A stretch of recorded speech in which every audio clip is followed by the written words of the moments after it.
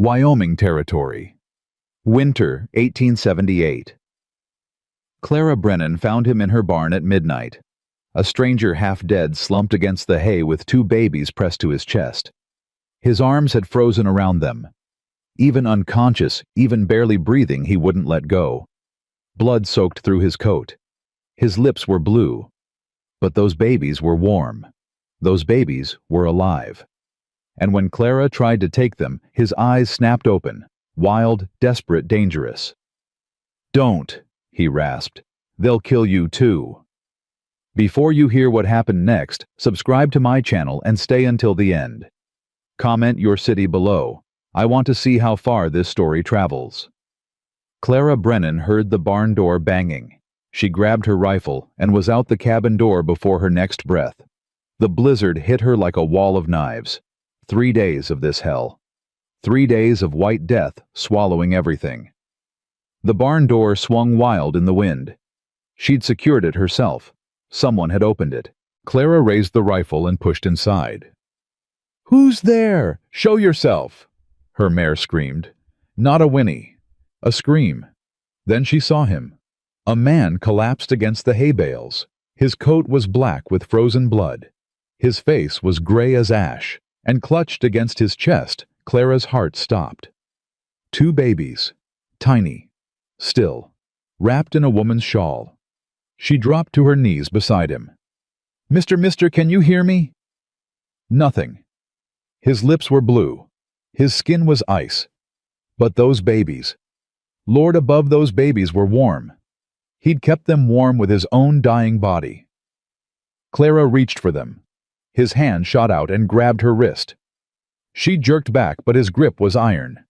His eyes flew open gray, as storm clouds wild with fever and fear. "Don't." The word came out broken. "Don't take them. I'm trying to help. They'll kill you." His fingers dug into her skin. "They'll kill you too. They killed everyone. Everyone." Who killed everyone?" But his eyes rolled back. His body went slack, his grip released. Only his arms stayed locked around those babies, even unconscious, even dying. He wouldn't let go. Clara sat back, her breath coming fast. A wounded stranger, 2 infants. A warning about killers. One of the babies moved. A tiny fist pushed out from the shawl. A small cry cut through the howling wind. And Clara Brennan, who hadn't cried in 4 years, felt tears freeze on her cheeks. "Jacob!" she screamed into the storm. "Jacob, help me!"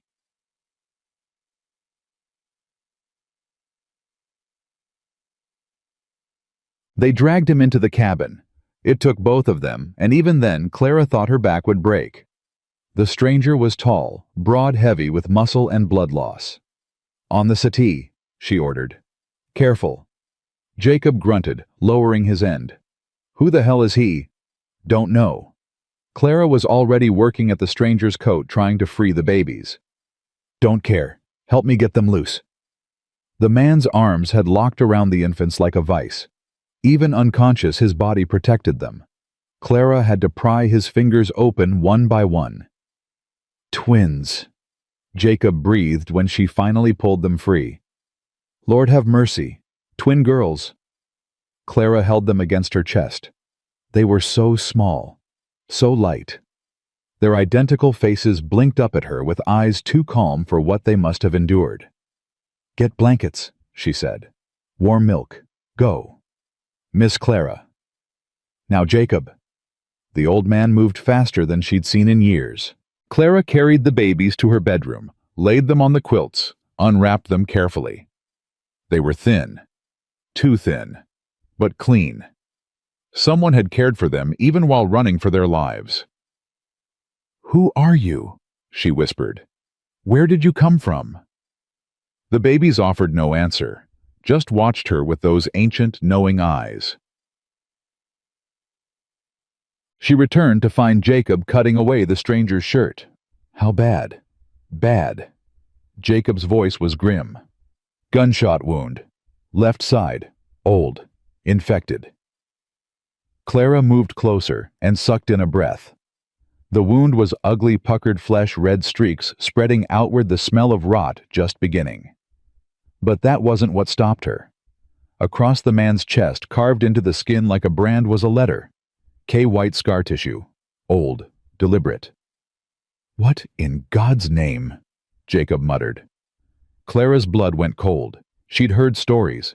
Everyone had. About the Kincaid gang. About how they marked their own. "He's one of them," she said quietly. "Was one of them." "Miss Clara, we should fetch the sheriff." "No." The word came out sharp. "Not yet.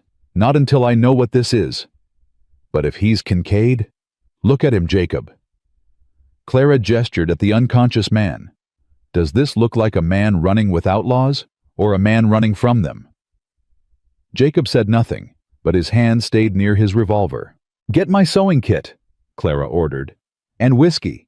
We're going to save his life. Then we're going to get some answers." The needle pierced flesh. The stranger's body arched off the settee. A sound tore from his throat, half scream, half growl. But his eyes stayed closed. "Hold him," Clara said through gritted teeth. "Hold him still." Jacob pressed down on the man's shoulders. Trying. 15 stitches. Clara worked fast, her hands steady despite everything. She'd done this before. Cattle mostly. Once her own leg, when Thomas had no. She wouldn't think about Thomas. Not now. She tied off the thread, poured whiskey over the wound. The stranger convulsed once, then went still. Done. Jacob let out a breath. Will he live? Maybe, if the fever breaks. Clara wiped her hands. Watch him. I need to check the babies. She found them asleep in their basket, curled toward each other like they'd done this 1,000 times. 2 tiny bodies seeking warmth and comfort from each other because there was no one else. Clara sank into the rocking chair beside them. 4 years ago she'd wanted this. Wanted it more than anything. Babies of her own, a family, a future. Thomas had destroyed that dream with his fists. Twice she'd been pregnant. Twice she'd lost the child because he couldn't control his rage. And then, the night he'd come home drunk with the rifle. The night he'd said if she couldn't give him sons, she was useless. The night Clara closed her eyes tight. Some memories were best left buried. But these babies, these helpless, innocent babies, they stirred something in her chest she'd thought was dead. I won't let anyone hurt you, she whispered. I promise. He woke at dawn. Clara was dozing in the chair by the settee rifle across her lap when she heard him stir. Her eyes snapped open instantly. The stranger was watching her. Those gray eyes were clearer now. The fever had broken sometime in the night, but the wariness remained the look of a man who trusted nothing and no one. The babies. His voice was a rasp. We're safe, sleeping. He tried to sit up, gasped, fell back. Lie still, Clara ordered. You'll tear the stitches. Can't stay. He tried again, teeth gritted. Have to move. They're coming. Who's coming? Men. Bad men. He managed to prop himself on one elbow. How long was I out? All night. He cursed under his breath. Too long. We need to go. You're not going anywhere. Clara stood, keeping the rifle ready. Not until you tell me who you are and why you brought those babies to my barn in the middle of a blizzard. The stranger studied her for a long moment, calculating, deciding. Caleb, he finally said. Caleb Stone. Clara Brennan, this is my ranch. She didn't lower the rifle. Now talk. His story came out in pieces, short sentences, long pauses, the words of a man not used to explaining himself. The babies, Lily and Rose, their parents are dead. Dead how? Murdered, 3 days ago. Caleb's jaw tightened. A man named Fletcher Harmon, cattle baron up north. He wanted their land, their silver mine. When Daniel wouldn't sell, Harmon sent men. Clara's stomach turned. They killed the whole family. Everyone. Daniel, Sarah, the ranch hands, the grandmother. Caleb's voice cracked. Margaret. She was still alive when I found them. Barely. She gave me the babies. Told me to run. Run where? Copper Springs. There's a man there, Reverend Cooper. He can protect them. Copper Springs is 100 miles from here. I know. Caleb met her eyes. I know. But Daniel was my friend, the only friend I had. I made him a promise. Clara processed this. A massacre. A promise. A desperate ride through a blizzard with 2 infants. That mark on your chest, she said quietly. The K, what is it? Caleb went very still. You know what it is. I want to hear you say it. A long silence. Then, Kincaid Gang. I was one of them. A long time ago. How long? 15 years. His voice dropped. I was 16 when they killed my family. My parents. My sister. Their leader gave me a choice. Join or die. So you joined. I survived. The word came out hard. 5 years I survived. Did things I'm not proud of. Things I can never take back. He met her gaze unflinchingly. Then I got out. Helped a family they ordered me to kill. Been running ever since. Clara studied his face, looking for lies, finding none. And now, what are you now? A man trying to keep a promise. Caleb glanced toward the bedroom where the twins slept. Those babies are the only good thing left of Daniel McAllister. I won't let them die. Jacob appeared in the doorway. His face was pale. Miss Clara, we got trouble. What kind of riders coming up the north road? 3 of them. Caleb was on his feet before Clara could stop him. He swayed, grabbed the settee arm, steadied himself through sheer will. How far? Half mile, moving fast. Harmon's men. Caleb reached for the revolver Jacob had left on the side table. They found us. You don't know that, Clara said. I know Harmon. I know how he works. Caleb checked the chambers. 5 rounds. He doesn't stop. He doesn't give up. And he doesn't leave witnesses. This is my land. My home. I'm not running. Then you'll die. Caleb's eyes met hers. I've seen what his men do, Clara. What they did to Daniel's family. You don't want to see it too. Clara's grip tightened on her rifle. She thought of Thomas. Of all the nights she'd spent afraid in her own home. Of the promise she'd made herself when she buried him. Never again. Jacob, she said calmly. Get the twins. Take them to the root cellar. Miss Clara. Now. The old man hesitated only a moment. Then he moved toward the bedroom. Clara turned back to Caleb. You can barely stand. I can shoot. He moved toward the window, peering through a crack in the shutters. Cover the back. I'll take the front. This isn't your fight. I brought them here. That makes it my fight. Caleb looked at her over his shoulder. Besides, you saved my life. Seems fair I return the favor. Isher. The riders came fast. Clara watched from the kitchen window as 3 men crested the hill. They rode hard despite the snow, their horses lathered and steaming in the cold air. Not lawmen. Lawmen didn't ride like that. Desperate. Hungry. Hunters. Caleb Stone.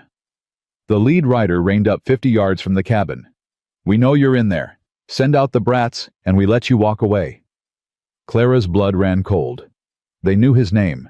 They knew about the babies. Friend of yours, she muttered. Never seen him before. Caleb's voice was flat. But I know the type. Hired gun. Kills for money. Stone. The rider again. You got 1 minute. Then we come in, shooting. Clara steadied her rifle. Her hands weren't shaking. Strange. She'd expected them to shake.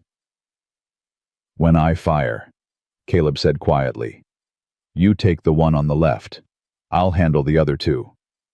You're wounded. I've been wounded before. A ghost of a smile touched his lips. Besides, you stitch pretty good. Clara almost laughed. Almost. 30 seconds. Stone. Clara! Caleb's voice dropped. If this goes bad, if I go down, you take those babies and you run. Don't look back. Don't stop. Just run. I told you, I'm done running. This isn't about you anymore. His gray eyes held hers. It's about them. Those two little girls who never asked for any of this. They need someone to fight for them. I am fighting for them. Then fight smart. Caleb turned back to the window. Ready! Clara raised her rifle, sighted down the barrel, found the rider on the left. Ready. Time's up. The lead rider drew his pistol. Boys, let's... Caleb fired. The lead rider flew backward off his horse, a red bloom spreading across his chest. His pistol discharged into the air as he fell. Clara squeezed her trigger. The left rider jerked, clutched his shoulder, dropped his reins. His horse screamed and bolted. The third rider wheeled his mount, firing wild. A bullet punched through the window frame inches from Clara's head. She ducked, cycled the rifle, came up shooting. Missed. Caleb didn't miss. 2 shots. 2 hits. The third rider tumbled from his saddle and didn't move. Silence fell. Clara's ears rang. Her heart pounded so hard she could feel it in her teeth. Smoke drifted from her rifle barrel. Clear, Caleb said. He was leaning against the wall now, one hand pressed to his side. Fresh blood seeped between his fingers. Check them. You're bleeding. Just pulled a stitch. Check them. Clara moved to the door, opened it slowly. Cold air rushed in, carrying the smell of gunpowder and copper. The lead rider was dead. No question. The third rider, too. But the second rider, the one Clara had wounded, was crawling through the snow, leaving a red trail behind him. Clara walked toward him. Her boots crunched in the silence. Please. The man looked up at her. Young. Younger than she'd expected. Fear in his eyes. Please, ma'am. I got a wife. A baby coming. I was just doing a job. A job. Clara's voice was ice. Killing children is a job. I didn't know. I swear I didn't know what we was... How many more, but... What? Clara put the rifle barrel against his forehead. How many more men did Harmon send? The man's face crumpled. 6. 6 more. Half day behind us. Quinn's leading them. Silas Quinn. Caleb had limped to the doorway. At the name his face went white. Quinn, he repeated. You know him? Clara asked. Yeah. Caleb's voice was hollow. I know him. We rode together. Back when I was Kincaid. The wounded man started babbling. Please, please just let me go. I won't say nothing. I'll ride the other way. You'll never see me. Get up. The man stared at her. I said, get up. Clara stepped back, rifle still raised. You're going to deliver a message to your Mr. Quinn. What message? Clara looked at Caleb, looked at the cabin, looked at the sky where more clouds were gathering. Tell him Caleb Stone has friends now. Tell him if he comes to this ranch he won't leave alive. She leaned closer. And tell Fletcher Harmon that Clara Brennan doesn't scare easy. He wants those babies. He'll have to come through me. They watched the wounded rider stumble toward the surviving horse, watched him haul himself into the saddle, watched him disappear over the hill. He'll tell them everything, Caleb said quietly. Where we are. How many? They'll come back with more men. I know. Then why let him go? Clara lowered the rifle. Because killing an unarmed man makes you no better than them. And because... She paused. Because I wanted Harmon to know my name. Caleb studied her for a long moment. You're either the bravest woman I've ever met, or the craziest. Maybe both. A sound from inside the cabin, a baby crying, then another. Clara's face changed, the hardness melted. Something softer, something almost vulnerable took its place. "They're hungry," she said, "and scared." "Clara." Caleb caught her arm as she turned. "What you did today, standing with me, fighting, you didn't have to." "Yes, I did."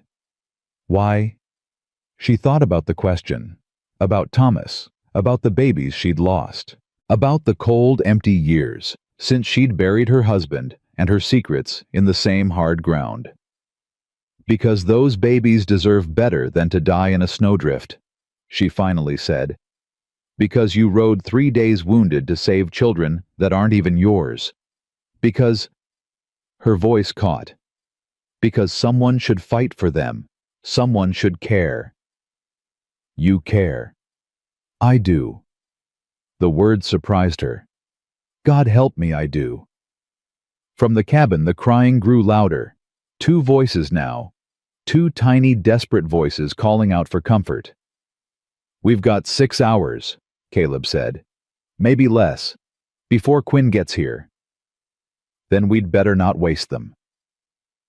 Clara walked toward the cabin, toward the crying, toward the 2 small lives that had somehow become worth dying for. Caleb watched her go. And despite the blood loss and the pain and the army coming to kill them all, he smiled. 3 days ago, he'd been alone in the world. Now, he wasn't. Inside, Jacob had brought the twins up from the cellar. They lay in their basket by the fire, faces red with crying tiny fists waving in the air. Clara scooped up Lily, or was it Rose? She still couldn't tell them apart and held her close. "Shh, shh, little one. You're safe." The baby's cries softened. She rooted against Clara's chest, searching. "She's hungry," Clara said. "Jacob, warm some milk." Caleb had eased himself onto the settee, fresh blood still seeping through his bandages. His face was gray with pain, but his eyes stayed fixed on Clara and the baby. "You're good with them." "Had practice once." Clara settled into the rocking chair, adjusting the baby to feed. "A long time ago." "You have children." "No." The word came out flat, final. "I don't." Caleb heard what she didn't say. The loss, the pain, the door she'd closed and locked. "I'm sorry." "Don't be. It was a lifetime ago." Clara stroked the baby's head as she fed. Another woman's life. Jacob returned with the warmed milk. He handed it to Clara without a word, then turned to Caleb. "We need to move the bodies before the snow covers them." "Leave them." "Mister, leave them." Caleb's eyes were hard. "Let Quinn see what happened to his scouts. Let him know we're not running." Jacob looked at Clara. She nodded once. "You heard him. Leave them." The old man shook his head but said nothing. He'd served with Clara's father in the war, had known her since she was a girl in pigtails, had watched her become the woman she was now, hard, capable, haunted. He'd never seen her like this before, like she'd finally found something worth fighting for.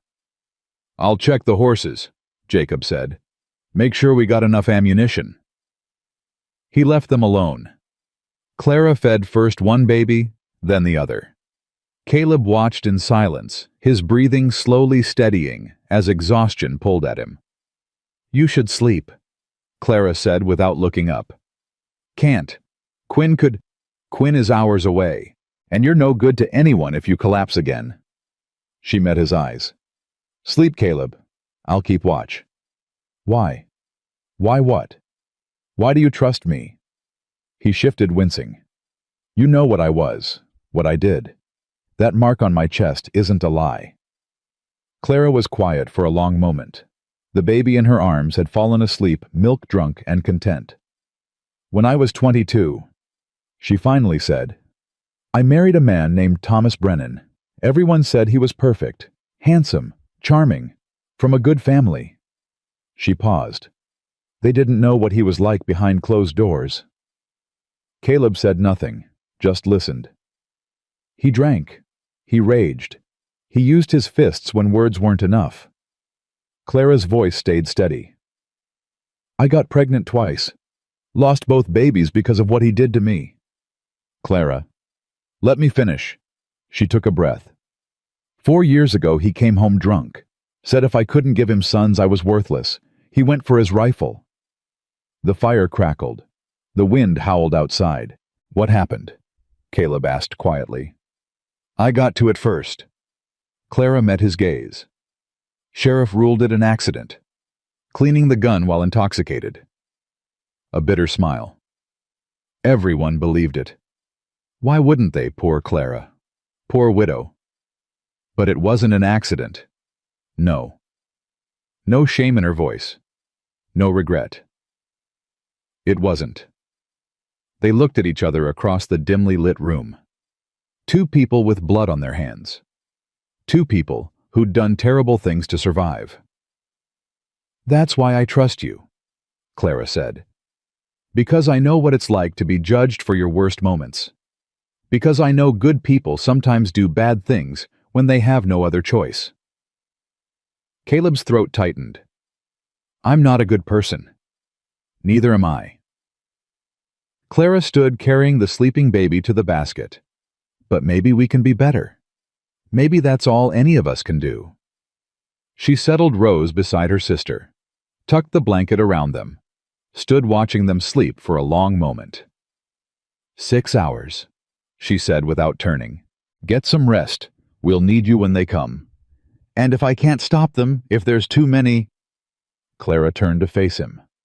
Her amber eyes caught the firelight. Then we go down fighting, together. She picked up the rifle. Now sleep. That's an order. Caleb wanted to argue, wanted to tell her she was crazy for trusting him, wanted to explain all the reasons she should take those babies and run while she still could. Instead, he closed his eyes. And for the first time in 3 days, he slept without nightmares. The storm eased just before noon. Clara stood at the window watching the clouds thin and break. Pale winter sunlight spilled across the snow, making everything glitter like diamonds. Beautiful, deadly. The calm before the next storm. Behind her, Caleb stirred on the settee. His color was better now. The sleep had helped. How long? You were out 4 hours. Clara didn't turn from the window. Feeling better? Better enough. He sat up slowly, testing. The riders? Still where they fell. Jacob's been watching the road. Caleb moved to stand beside her, close enough that she could feel the warmth of him, smell blood and sweat, and something underneath something that reminded her of pine trees and open sky. It's beautiful, he said quietly. The land here. It's mine. Clara's voice held a fierce pride. Every acre. I fought for it, bled for it. I won't give it up. No one's asking you to. Harmon will, when he realizes we're not running. She finally looked at him. Are you sure about this standing with me? I'm sure. Why? Caleb was quiet for a moment. Then, because Daniel would have done the same for me. Because those babies deserve a chance. And because... He hesitated. Because what? Because you're the first person in 15 years who looked at this. He touched his chest where the K was scarred into his skin, and didn't see a monster. Clara held his gaze. Maybe because I know what it's like to be a monster. You're not. I killed my husband Caleb, shot him through the heart, and watched him die on my kitchen floor. Her voice didn't waver. I've spent 4 years pretending to be a grieving widow, when the truth is, I've never felt freer than the day I buried him. That doesn't make you a monster. That makes you a survivor. Same thing sometimes. The babies made a sound from their basket. A soft coo, a gurgle of contentment. Both Clara and Caleb turned to look at them. They're happy, Clara murmured. Can you imagine after everything they've been through they're happy?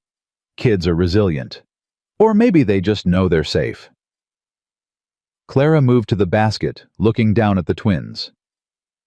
For the first time since this started, they know someone's watching over them. Caleb joined her.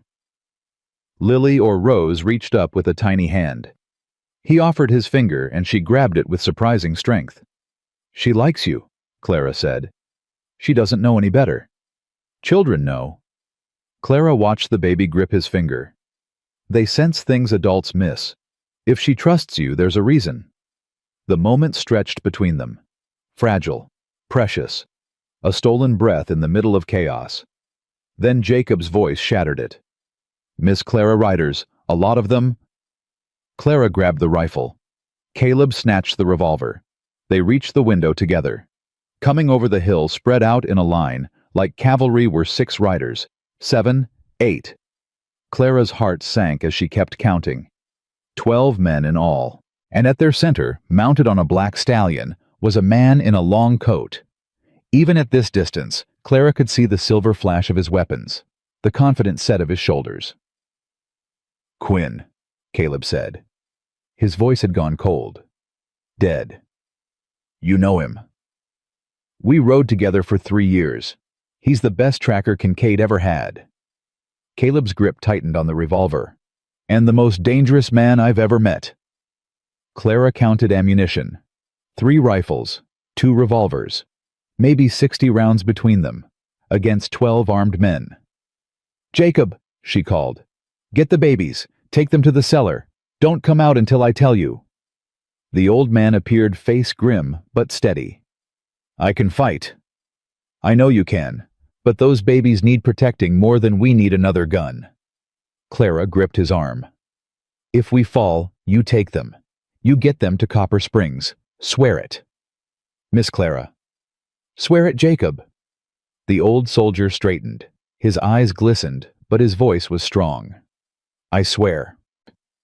He gathered the twins, disappeared toward the cellar. Clara and Caleb stood alone. 12-2, Caleb said quietly. "Bad odds. I've had worse." "Liar." Clara almost smiled. "Maybe." Outside, the riders had stopped at the edge of rifle range. One of them, Quinn, Clara assumed, nudged his horse forward a few steps. "Stone!" His voice carried across the snow. "Long-time brother." Caleb moved to the door. Clara grabbed his arm. "What are you doing, babe?" "Buying time." He looked at her. "Stay inside. If shooting starts, make every shot count." "Caleb." "Trust me." He squeezed her hand once. Quick. Barely there. "Please." Then he opened the door and stepped out into the cold. Clara watched through the window, rifle ready, heart pounding. Whatever happened next would change everything. She was counting on it. Caleb stepped off the porch into the snow. His boots sank deep. His side screamed where Clara's stitches pulled.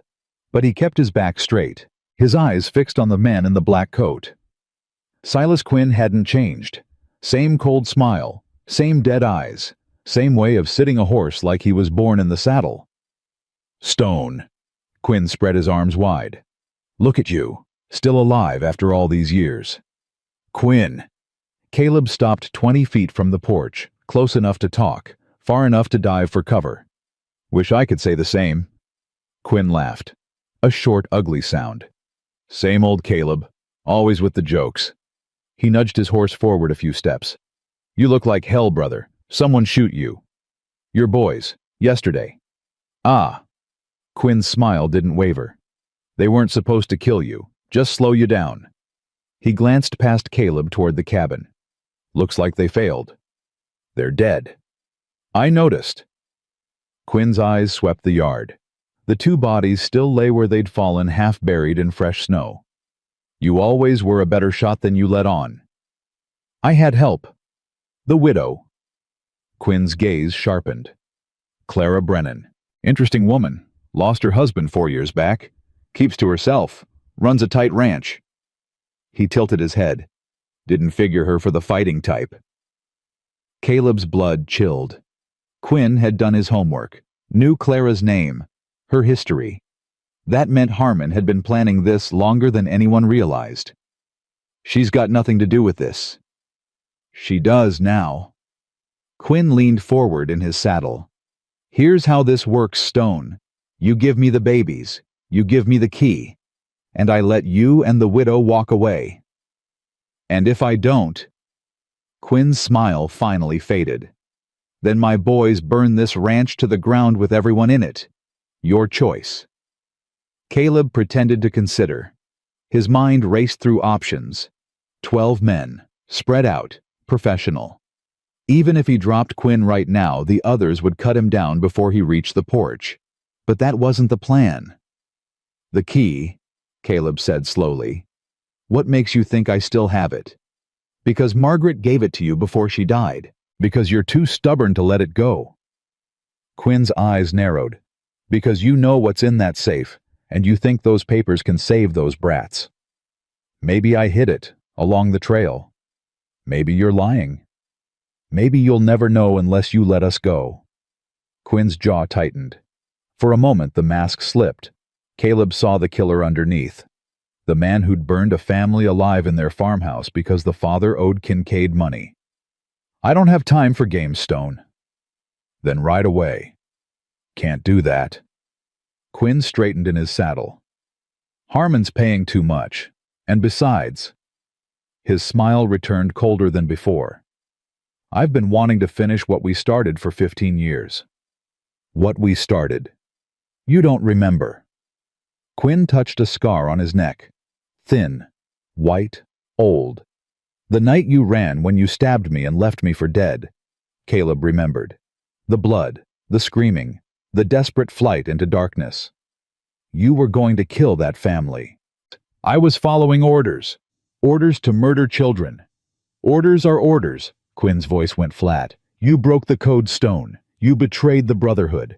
That mark on your chest, you don't deserve it anymore. I never wanted it. Too bad. Quinn raised his hand. Behind him, his men shifted. Hands moved to weapons. Last chance, the baby's in the key. Or we take them from your corpse. Caleb took a breath. This was it. The moment everything hinged on. One condition. Quinn's hand stayed raised. I'm listening. The widow. She walks. Whatever happens to me, she walks. And leaves the babies behind. The babies stay with me. Quinn studied him, searching for the angle, the trick. Why do you care what happens to her? Because she saved my life. Caleb held Quinn's gaze. Because she's got nothing Harmon wants. Because killing her gains you nothing. A long silence stretched between them. The wind picked up swirling snow across the yard. Finally, Quinn lowered his hand. Fine. The widow walks. But you and those brats are coming with me. Agreed. Clara's voice cut through the cold. Like hell it's agreed. Caleb spun. Clara stood on the porch, rifle raised, aimed directly at Quinn's chest. Clara, don't... Shut up! Her eyes never left Quinn. You think I'm going to let you trade yourself for me? You think I'm going to walk away while they murder you and those babies? This isn't your fight. I told you before. Clara's voice was iron. I'm done running. Quinn laughed, genuinely amused this time. Well, well, the widow's got teeth. He looked at Caleb. You sure know how to pick them, Stone. Let her go, Quinn. This is between us. Was between us. Quinn's smile vanished. Now it's between all of us. He dropped his hand. Everything happened at once. Quinn's men drew. Clara fired. Caleb dove for cover. The first shot caught one of Quinn's riders in the throat. He toppled backward, dead before he hit the ground. Caleb rolled behind the water trough revolver, out firing. One shot. Two. A man screamed and fell from his horse. Return fire tore through the air. Bullets splintered the trough, punched holes in the cabin wall. Clara dropped behind the porch railing, working her rifle with deadly precision. Another rider went down, then another. Stone! Quinn's voice rose above the chaos. You can't win this. Caleb didn't answer. He was too busy surviving. A rider charged toward the porch. Clara shot him out of the saddle at 10 feet. His horse screamed and veered away. Another man circled wide trying to flank. Caleb tracked him, waited, fired. The man jerked and slumped over his horse's neck. 6 down, 6 to go, but they were adapting, spreading out, using their numbers. A bullet grazed Caleb's arm. He grunted, kept firing. Clara cried out. Caleb's heart stopped. "Clara!" "I'm fine." But her voice was strained. He risked a glance, saw blood on her shoulder, saw her still shooting. "Get inside. Not leaving you." Another rider fell, then another. 4 left, including Quinn. Caleb's revolver clicked empty. He fumbled for more rounds. His fingers were slick with blood, his own this time. A shadow fell over him. He looked up. Quinn sat on his horse directly above pistol aimed at Caleb's head. "End of the road, brother." Caleb stared into the barrel, saw his death written there. The gunshot came from behind. Quinn jerked. His eyes went wide. He looked down at the red bloom spreading across his chest. Then he looked at Clara standing on the porch with a smoking rifle. "You?" He fell. The remaining 3 riders broke, wheeled their horses, fled toward the hills. Clara fired after them, missed, cursed. Then silence fell. Caleb lay in the snow gasping. His arm throbbed, his side burned. But he was alive. Clara was at his side in seconds. "How bad?" "Flesh wound, the arm." He sat up, wincing. "You..." "Same." She pressed a hand to her shoulder. Blood seeped between her fingers, but not gushing. "Bullet went through." "You need stitches." "So do you." Clara looked at Quinn's body, at the other fallen riders scattered across her yard. "Is he dead?" Caleb crawled to Quinn, checked for a pulse. Nothing. "He's dead." Clara exhaled. Her whole body seemed to deflate. "Then it's over." "No." Caleb's voice was grim. "It's just starting." She looked at him. "What do you mean?" "Those 3 that ran. They'll report back to Harmon. Tell him what happened here." Caleb struggled to his feet. "He'll send more men, better men, and he'll come himself this time." "How do you know?" "Because that's what I would do." Caleb met her eyes. Quinn was his best. If his best couldn't get the job done, Harmon will want to finish it personally. Clara absorbed this. Her face was pale beneath the blood and dirt, but her jaw was set. "Then we'd better be ready." Jacob emerged from the cabin, revolver in hand. His eyes swept the carnage with a soldier's assessment. "Miss Clara, you hurt?" "I'll live. Check on Caleb." "I'm fine." "You're bleeding." "I said I'm fine." Jacob looked between them, at the bodies, at the blood, at the determination written on both their faces. "What now?" Clara turned to Caleb. "You tell me. This is your war." Caleb thought. The pain in his arm and side made it hard to focus, but the answer was clear. "We can't stay here. Harmon knows this location now. He'll come with an army." "I'm not leaving my ranch." "You don't have a choice."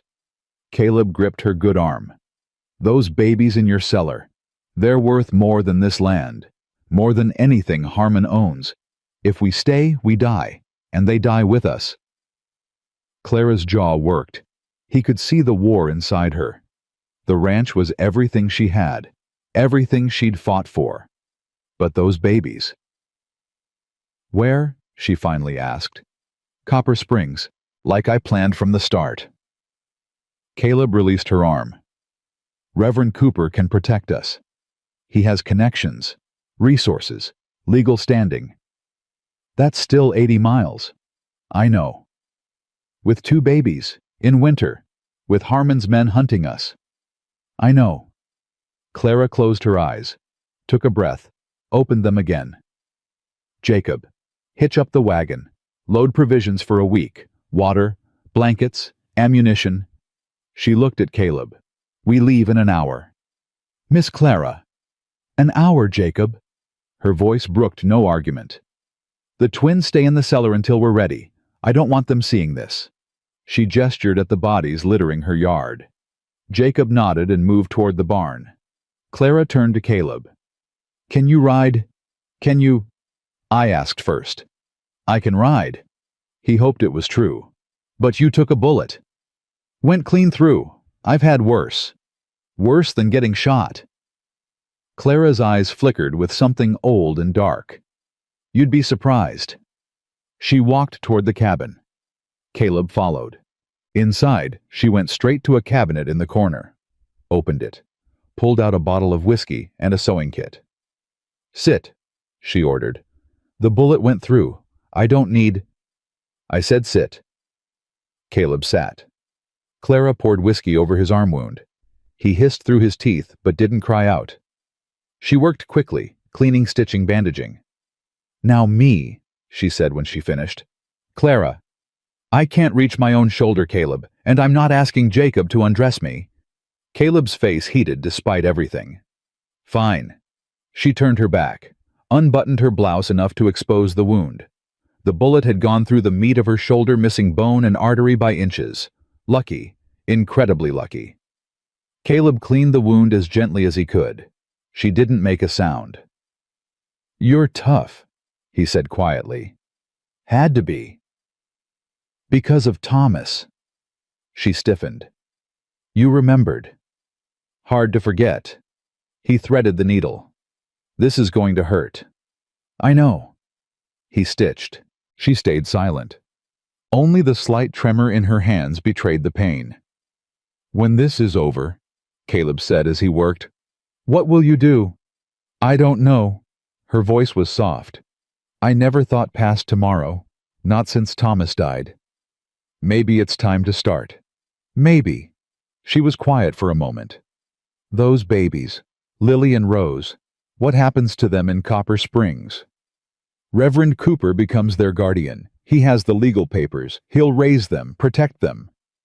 "And you? What about me? Where will you go after?" Caleb tied off the last stitch. Sat back. "I don't know either." Clara turned to face him, holding her blouse closed. Their eyes met. "You could stay," she said. "After, if you wanted." Caleb's heart clenched. "Clara, I'm not proposing." A ghost of a smile touched her lips. "Just offering a place, if you need one." The words hung between them, full of possibility, full of danger. "I'm a wanted man," Caleb said. "The Kincaid mark. The Bridgeport case. There's a price on my head in 3 territories. I don't care about your past." "You should." "Why?" Clara stepped closer. "Because you made mistakes. Because you survived the only way you could." She touched his face, gently, briefly. "We all have ghosts, Caleb. The question is whether we let them bury us or we keep fighting." Caleb couldn't speak, couldn't think. No one had touched him like that in 15 years, with tenderness, with understanding. "We should go," he managed finally, "before Harmon regroups." Clara nodded. The moment passed, but something had shifted between them, something neither was ready to name. Jacob appeared in the doorway. "Wagons ready, provisions loaded. But we got a problem." "What kind?" "The road north is blocked. Snowslide took out the bridge at Miller's Creek." Clara cursed. "What about the old mining trail? Passable, but longer. Adds 2 days to the journey." 2 days. 2 more days exposed. Vulnerable. Caleb's mind worked through options. What about east? Through the canyon? "Suicide in winter," Jacob said flatly. "Ice makes the footing treacherous. One wrong step, and the wagon goes over the edge. Then the mining trail it is." Clara buttoned her blouse, reached for her coat. 2 extra days won't kill us. Harmon might. Then we'd better move fast." She grabbed her rifle. "Jacob, get the twins. Wrap them warm. We're leaving." The old man hesitated. "Miss Clara, you sure about this?" That mining trail? I've seen men freeze to death up there. I'm sure. And him. Jacob jerked his chin at Caleb. You trust him to get us through. Clara looked at Caleb, held his gaze for a long moment. Yes, she said. I trust him. Jacob studied them both. Whatever he saw satisfied him. I'll get the babies. He left. Clara began gathering final supplies. Clara. Caleb caught her arm. What Jacob said. About trusting me. You barely know me. I know enough. You know I was Kincaid. You know I killed people. I know you carried 2 babies through a blizzard with a bullet in your side. Clara's eyes blazed. I know you offered to trade your life for mine. I know you could have run a dozen times and you stayed. That doesn't make me trustworthy. No. She stepped closer. It makes you good. Under all the scars and the guilt and the running, you're good, Caleb Stone, whether you believe it or not. Caleb opened his mouth, closed it. No one had called him good in 15 years either. We need to go, Clara said softly. But when this is over, we're going to talk. Really talk. About everything. Everything. Everything. She squeezed his hand once. Let go. Now help me with these supplies. They worked in silence after that, loading the last of the ammunition, checking the wagon, securing the canvas cover against the wind.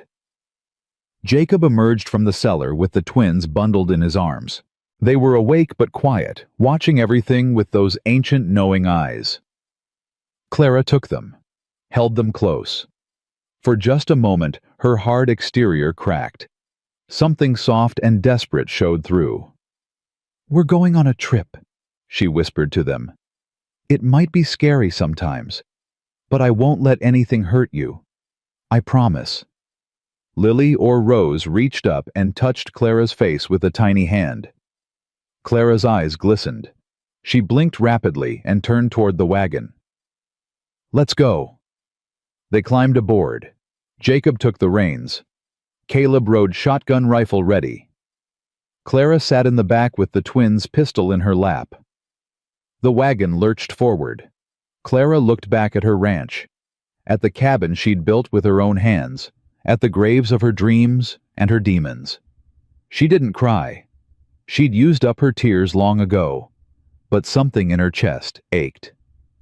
I'll come back, she whispered. Somehow, I'll come back. The wagon crested the hill. Willow Creek Ranch disappeared behind them. Ahead lay 80 miles of wilderness. Snow. Ice. Harmon's men. And somewhere at the end, maybe salvation. Clara pulled the twins closer and didn't look back again. The mining trail was worse than Jacob had warned. Narrow. Treacherous. Ice covering every surface. The wagon wheels slipped and slid. The horses snorted with fear at every step. Easy, Jacob murmured. Easy girls. Caleb scanned the ridgeline above them. Perfect ambush country. If Harmon had men waiting, they'd never see them coming. How much further to the first shelter? 4 hours, maybe 5. Jacob's jaw was tight. There's an old mining cabin at the pass, abandoned, but it'll keep the wind off. 4 hours, in this cold, with 2 babies. Caleb glanced back at Clara. She had the twins pressed against her chest, wrapped in every blanket they had. Her lips were blue. Her hands shook. But her eyes were alert, watching, ready. You holding up? He asked. Don't worry about me. Her teeth chattered. Worry about them. I'm worrying about all of us. One of the twins started crying, thin, weak, the kind of cry that meant real distress. She's cold, Clara said. Her voice cracked. Caleb, she's too cold. He didn't hesitate, shrugged off his coat, passed it back. Caleb, you'll freeze. I'll survive. Give it to them. Clara wrapped the coat around the babies. The crying softened, stopped. But Caleb was already shivering. Jacob noticed. We need to move faster. Can't push the horses harder. They'll slip. Then we walk. Lead them." Caleb nodded, swung down from the wagon. His boots hit ice and nearly went out from under him. He caught the sideboard, steadied himself. "Give me the reins." They walked, one agonizing step at a time. Caleb led the horses. Jacob walked beside them, steadying the wagon when it lurched.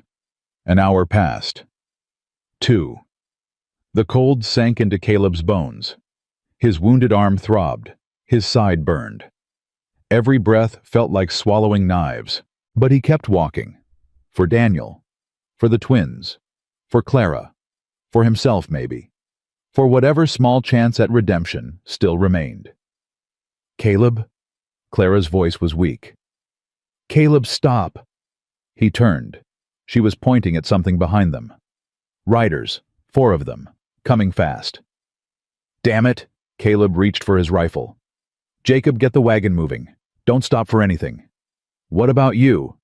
"I'll hold them off." "Like hell." Clara was climbing down from the wagon. "I'm not leaving you again." "Clara, don't." She grabbed her rifle, stood beside him. "We do this together or not at all." Caleb wanted to argue, wanted to throw her back in the wagon and send her racing toward safety. But he saw her face, the set of her jaw, the fire in her eyes. She wouldn't go, not without him. "Jacob," Caleb called. "Keep moving. Get those babies to the cabin. We'll catch up." The old man hesitated. Then he cracked the reins. The wagon lurched forward, disappearing around a bend in the trail. Caleb and Clara stood alone. The riders were closing fast. 100 yards, 75, 50. "Wait for my shot," Caleb said. "I know how to fight." "I know you do." He glanced at her. "Just stay alive, please." Something crossed her face. Something that might have been fear or hope or love. "You too." 25 yards. Caleb raised his rifle. Sighted. Squeezed. The lead rider flew from his saddle. Clara fired. Another man down. The remaining 2 split apart, circling wide. Professional. Experienced. Caleb tracked the one on the right. Fired. Missed. The rider returned fire. Bullets cracked off the rocks around them. Clara dropped behind a boulder. Caleb followed. 2 left, she said. "I noticed." "Ideas." Caleb risked a glance. The riders had dismounted, were advancing on foot, using cover. Smart. Too smart. "When I move, you run." "Caleb." "I mean it." He grabbed her arm. "Get to the cabin. Get the twins to safety.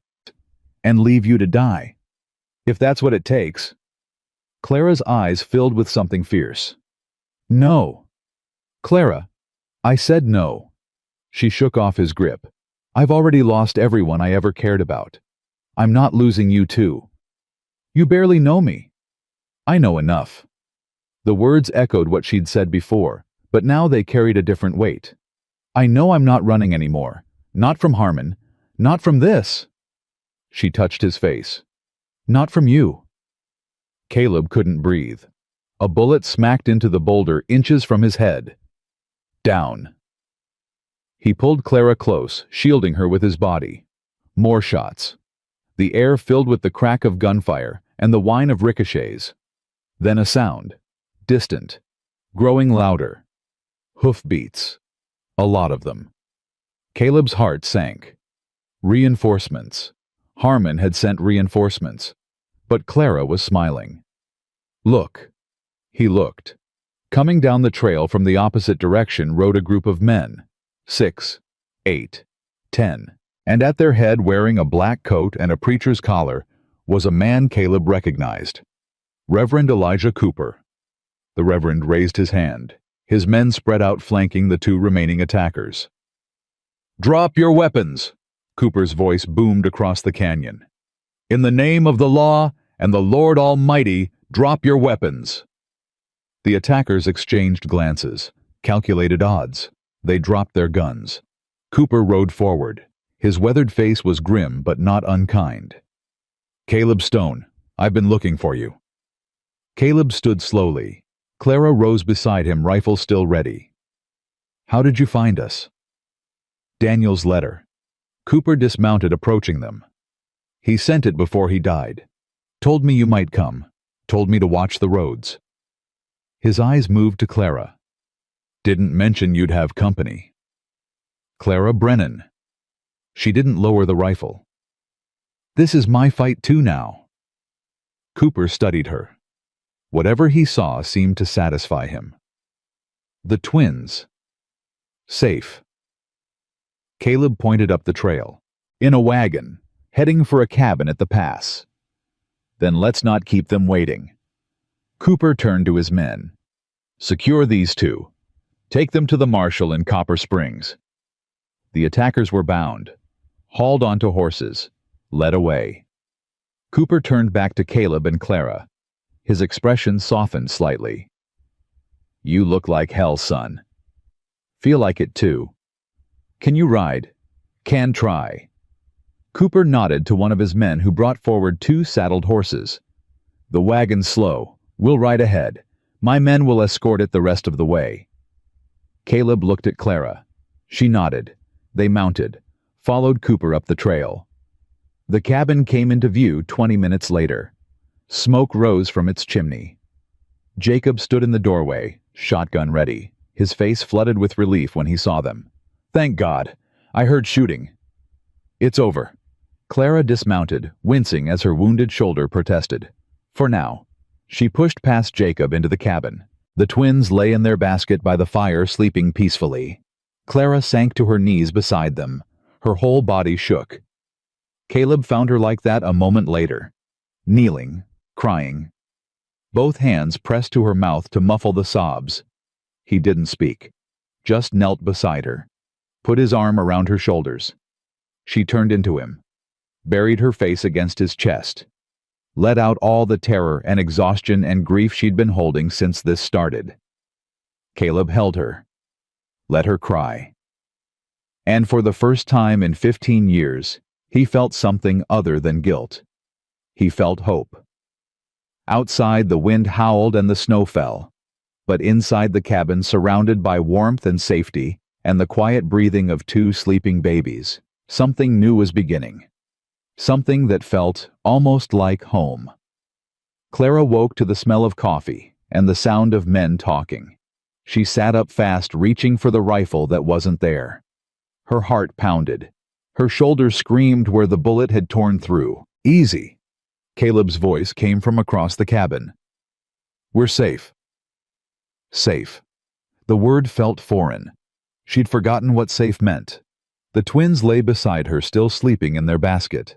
Clara touched each small face, checking. Warm, breathing, alive. She let out a breath she didn't know she'd been holding. How long was I out? 6 hours. Caleb handed her a cup of coffee. His face was drawn, but his color was better. Cooper's men are outside. No one's getting through. Clara took the coffee. Sipped. Let the warmth spread through her frozen limbs.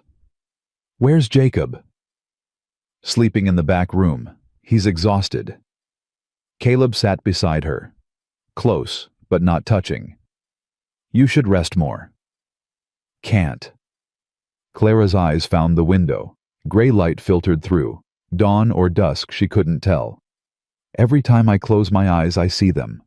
Quinn, his men, coming for us. Quinn's dead. But Harmon isn't. Clara set down the coffee. You said it yourself. He'll come personally now. Caleb didn't deny it. That scared her more than anything. Cooper wants to talk to you, he said quietly. About the twins. About what happens next. What happens next is we get them to safety. It's not that simple anymore. Clara's stomach dropped. What do you mean? Before Caleb could answer, the cabin door opened. Reverend Elijah Cooper stepped inside, stamping snow from his boots. Behind him came a woman Clara didn't recognize. Small, gray-haired, sharp eyes behind wire spectacles. Mrs. Brennan. Cooper's voice was grave. This is Margaret Wilson. She was Sarah McAllister's aunt. Clara froze. Sarah. The twins' mother. I thought the whole family was dead. Not quite. Margaret Wilson stepped forward. Her face was lined with grief, but her spine was steel. I was in San Francisco when it happened. Came as soon as I got word. Clara looked at Caleb. His expression was carefully blank. What's going on? Margaret pulled out a folded document. These are the guardianship papers Daniel drew up before he died. In the event something happened to him and Sarah, custody of the twins would pass to Reverend Cooper. She paused. And then to me. Clara's heart clenched. You're taking them. That was the plan. Margaret exchanged a look with Cooper. Something passed between them that Clara couldn't read. There's been a complication, Cooper said. Fletcher Harmon has filed a competing claim. Says Daniel owed him money. Says the twins should be wards of the territory until the debt is settled. That's a lie. Caleb's voice was sharp. Daniel didn't owe Harmon anything. We know. Cooper's jaw tightened. But Harmon has judges in his pocket. Good judges. Respected ones. He looked at Clara. The territorial court is scheduled to hear his claim in 3 days. 3 days. Clara's mind raced. That's not enough time. No, it isn't. Margaret Wilson sat down heavily. Unless we can prove Harmon killed Daniel and Sarah, prove he manufactured that debt, prove everything. How? Caleb reached into his pocket, pulled out the silver key. This opens a safe in Daniel's study. The papers inside prove everything. Ownership, transfers, witnesses to Harmon's threats. Then we go get them, Clara said. The ranch is 60 miles from here, in the opposite direction from Copper Springs. Cooper shook his head. And Harmon's men are everywhere. The moment we move toward that safe, they'll know. So we let him win. Let him take these babies. No. Margaret's voice was fierce. We find another way. Silence fell over the cabin. Clara looked at the twins, at their innocent faces, at everything they represented. There is another way, she said slowly. Everyone turned to her. The court hearing. You said it's in 3 days. Yes? In Copper Springs. Yes. Clara stood. Her shoulder protested. She ignored it. Then we split up. Some of us take the twins to Copper Springs. Keep them safe until the hearing. She looked at Caleb. And some of us go get those papers. That's suicide, Cooper said. Harmon has 20 men watching that ranch. Then we don't go to the ranch. Caleb's eyes narrowed. What are you thinking? Daniel's lawyer, the one who drew up those papers. Clara turned to Margaret. He had copies. Right lawyers always keep copies. Margaret's face changed. Hope flickered. Abraham Whitmore. He has an office in Ridgemont. How far? 30 miles, half the distance to Daniel's ranch. Margaret stood. But Harmon knows about Whitmore. He'll have men there too. Maybe. Clara grabbed her coat. Maybe not. Harmon thinks the papers are in Daniel's safe. He doesn't know about copies. You don't know that. No, but it's our best chance. Cooper rubbed his jaw, thinking, calculating. It could work, he finally admitted. If we move fast. If Harmon doesn't figure out what we're doing. I'll go. Caleb stood. I know how these men think, how they move. Not alone. Clara's voice left no room for argument. I'm coming with you. Clara. Don't.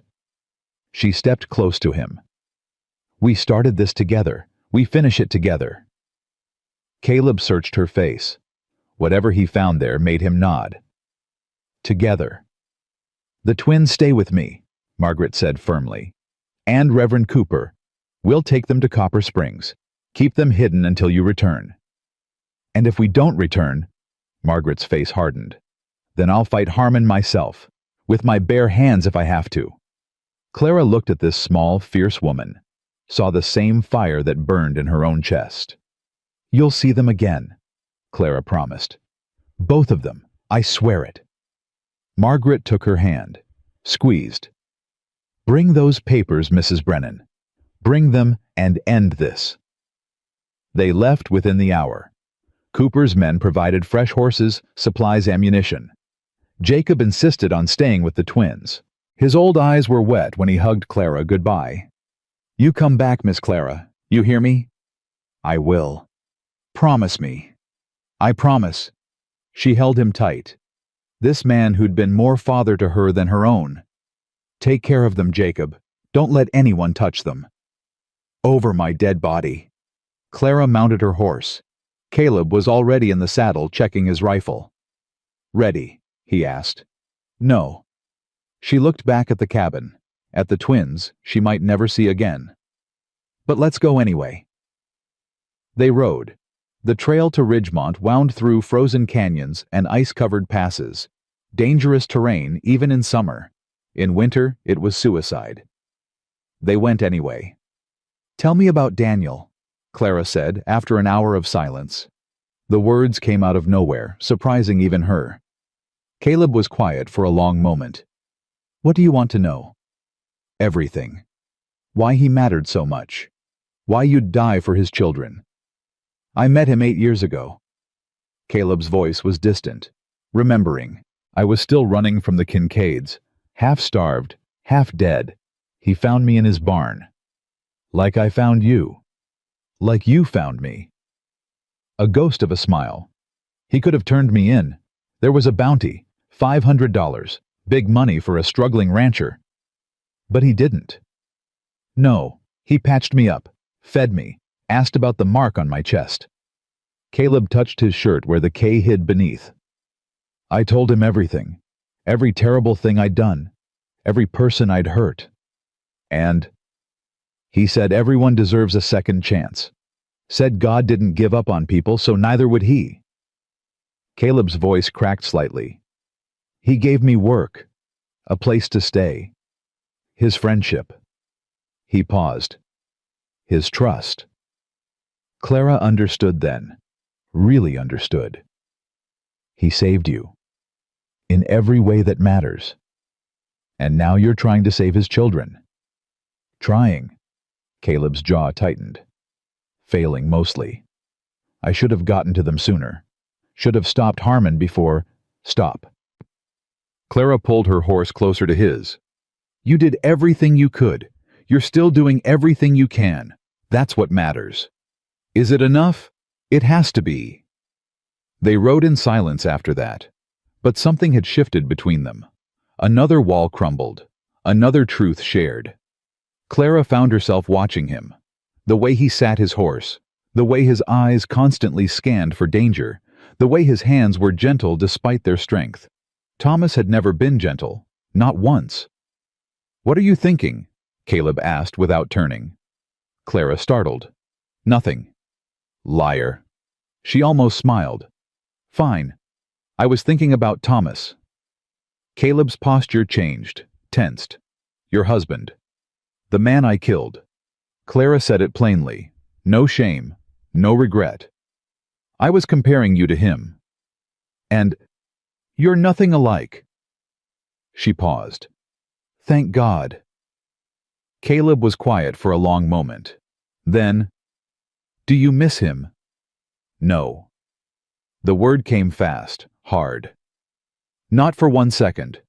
Even after 8 years of marriage. Especially after 8 years. Clara's hands tightened on the reins. "You want to know the worst part? I loved him once. In the beginning. Before I knew what he really was." "What changed?" "Everything. Nothing." She shook her head. "The first time he hit me was 3 months after the wedding. He'd been drinking, got angry about dinner being cold. I told myself it was just that once. But it wasn't. No, it got worse, slowly, like boiling a frog." Clara's voice went flat. "By the time I realized how bad it was, I had nowhere to go. No family, no money, nothing but that ranch and the man who owned it." "Owned you?" The word hit like a slap. True. Painful. "Yes. He owned me, like property, like livestock." Clara met Caleb's eyes. "Until the night he didn't anymore." The night he died. The night I stopped being afraid. Clara sat straighter in her saddle. I've never told anyone this. Not Jacob, not Cooper, no one. Why tell me? Because you understand. She reached across the space between them, touched his arm. Brief, warm. Because you've got your own ghosts, your own regrets, and you're still here, still fighting. Caleb covered her hand with his, just for a moment. We're quite the pair. Two broken people. Maybe. His thumb brushed her knuckles. Or maybe two people putting themselves back together. Clara's throat tightened. She wanted to say more. Wanted to tell him what was growing in her chest. This wild, terrifying hope. But there wasn't time. Caleb's head snapped up. His hand dropped to his rifle. Riders! Coming fast! Clara heard them now. Hoofbeats. Multiple. Closing from behind. How many? 4, maybe 5. Caleb scanned the terrain. We can't outrun them, not on this trail. Then we fight. Clara. Don't argue with me. She drew her rifle, checked the chamber.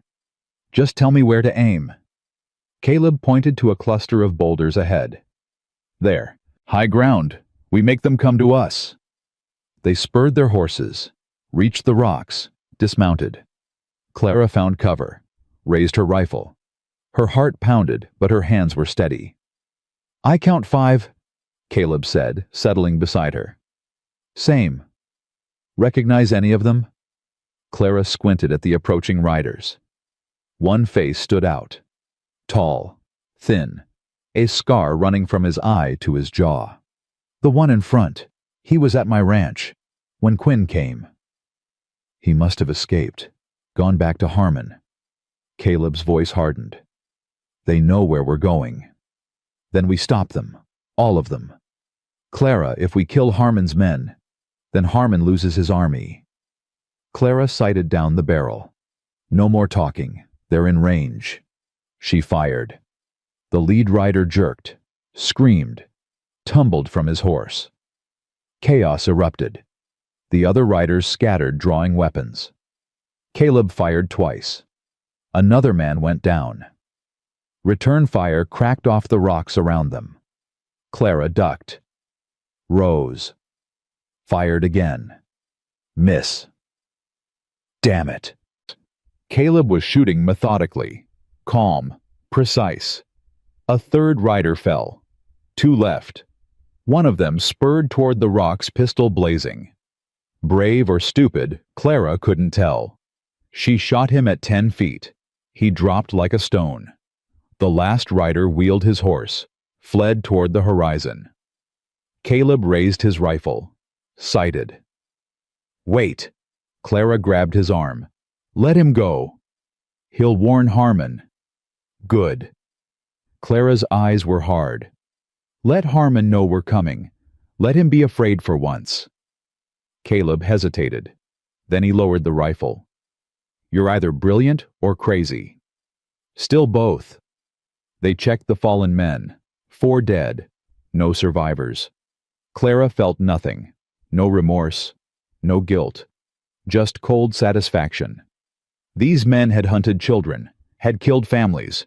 They deserved what they got. We should move, Caleb said quietly, before more come.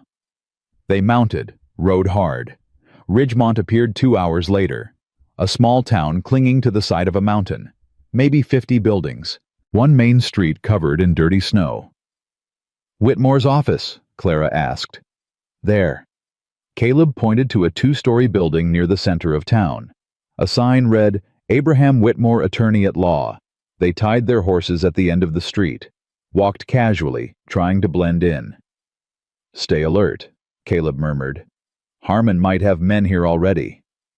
I know. They reached the office. Caleb tried the door. Locked. Around back, Clara said. They circled the building, found a back entrance. Caleb picked the lock with practiced ease. They slipped inside. The office was dark, cold, empty. Whitmore, Clara called softly. No answer. Caleb found a lamp, lit it. Shadows retreated. The office had been ransacked. Papers everywhere. Drawers pulled out. Furniture overturned. Clara's stomach sank. They beat us here. Maybe. Caleb was searching the debris. Maybe not. Lawyers are paranoid. Whitmore would have hidden the important documents. Where? Somewhere no one would think to look. Caleb moved to the fireplace, ran his hands along the mantel. Help me. Check everything that doesn't look like a hiding place. They searched. Desperate. Methodical. Clara checked under loose floorboards, behind picture frames, inside books. Nothing. Caleb, there's nothing. Wait. He was standing in front of a painting, a simple landscape, mountains and sky. This picture, it's the only thing in the office that isn't disturbed. Clara moved closer. So everything else has been torn apart. But this, Caleb lifted the painting carefully. It hasn't been touched. Behind the painting was a wall safe. Whitmore. Clara almost laughed. Clever bastard. Caleb examined the safe. Combination lock. Any ideas? Clara thought. What would a lawyer use? Something meaningful. Something he'd remember. His birthday? We don't know it. The date he passed the bar? Same problem. Clara's mind raced. Then she remembered something Margaret had said. Something about Whitmore and Daniel being friends since childhood. Try Daniel's birthday. August 15th, 1842. Caleb turned the dial. 8, 15, 42. The safe clicked open. Inside was a stack of documents. Yellowed, official. Covered in seals and signatures. Clara grabbed them. Started reading. Oh my God. What? It's everything. Her hands shook. Deeds. Witness statements. A signed confession from one of Harmon's men about the murders. She looked up. Caleb, this is everything. Enough to hang Harmon 10 times over. Caleb's face split into a rare grin. Then let's get it to Copper Springs. A gun cocked behind them. Clara spun. A man stood in the doorway, fat, sweating, a pistol in his trembling hand. Put the papers down, he said. Now. Caleb moved in front of Clara. Whitmore? Yes. The lawyer's eyes darted nervously. And you must be the people Harmon warned me about. Harmon threatened you. Harmon owns me. Whitmore's gun shook. He owns everyone in this town, everyone in this territory. Those papers could end him, Clara said. End all of this. I know. Whitmore's voice cracked. Why do you think I hid them? Then let us take them. Let us finish what you started. I can't. Tears streamed down the lawyer's fat cheeks. He has my family, my wife, my daughter. If I let you leave, where are they? His ranch. He took them 3 days ago. Whitmore's gun lowered slightly. Said if I gave the papers to anyone, he'd kill them. Kill them slow. Clara's heart clenched. Even now, even at the end, Harmon was destroying lives.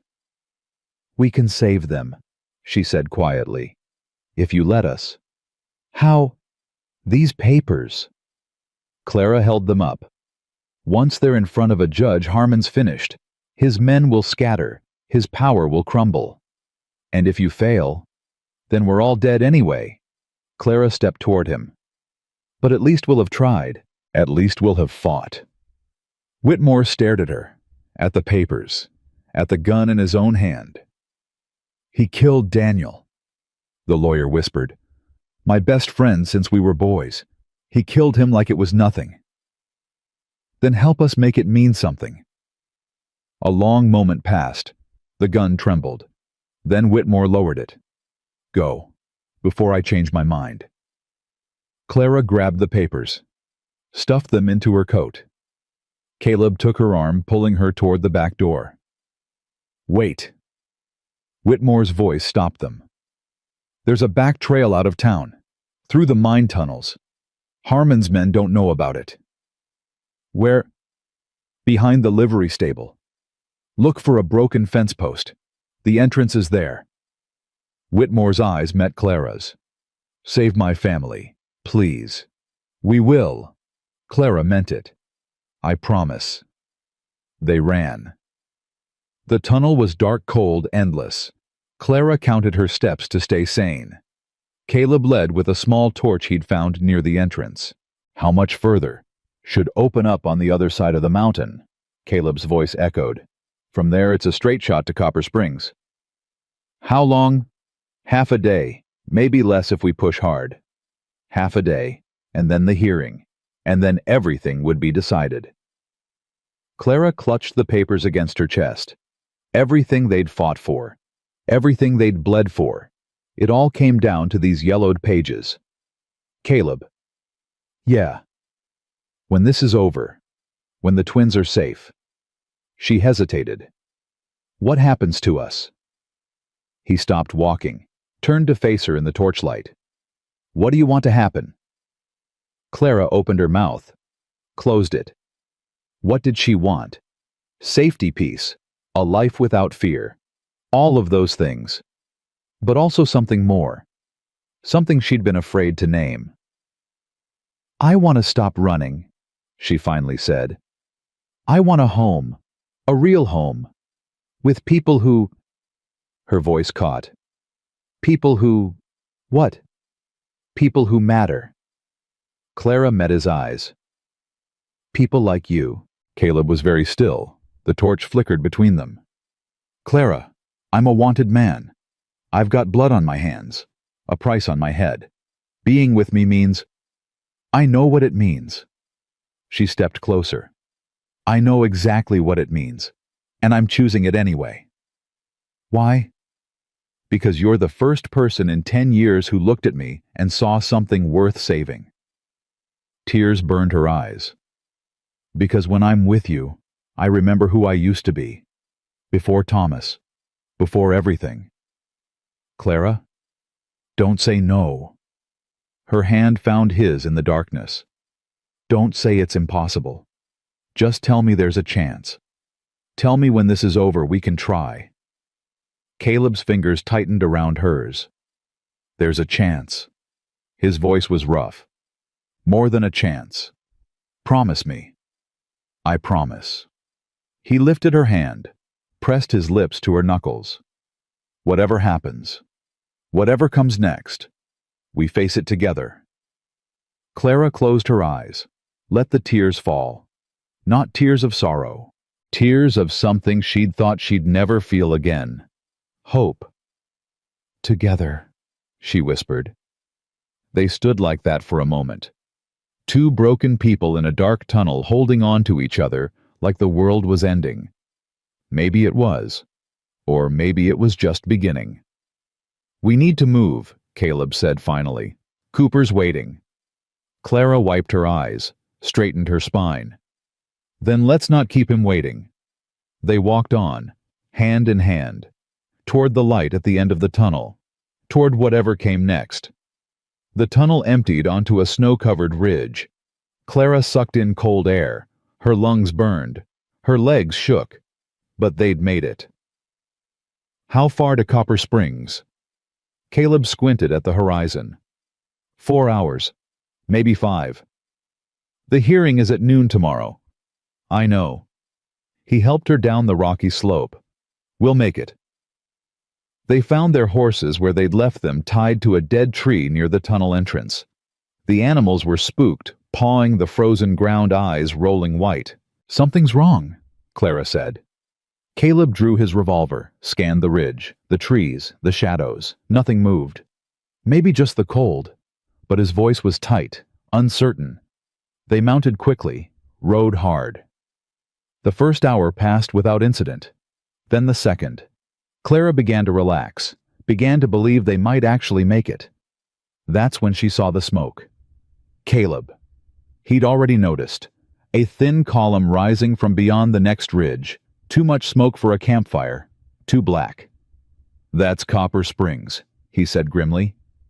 Clara's blood turned to ice. The twins. They spurred their horses.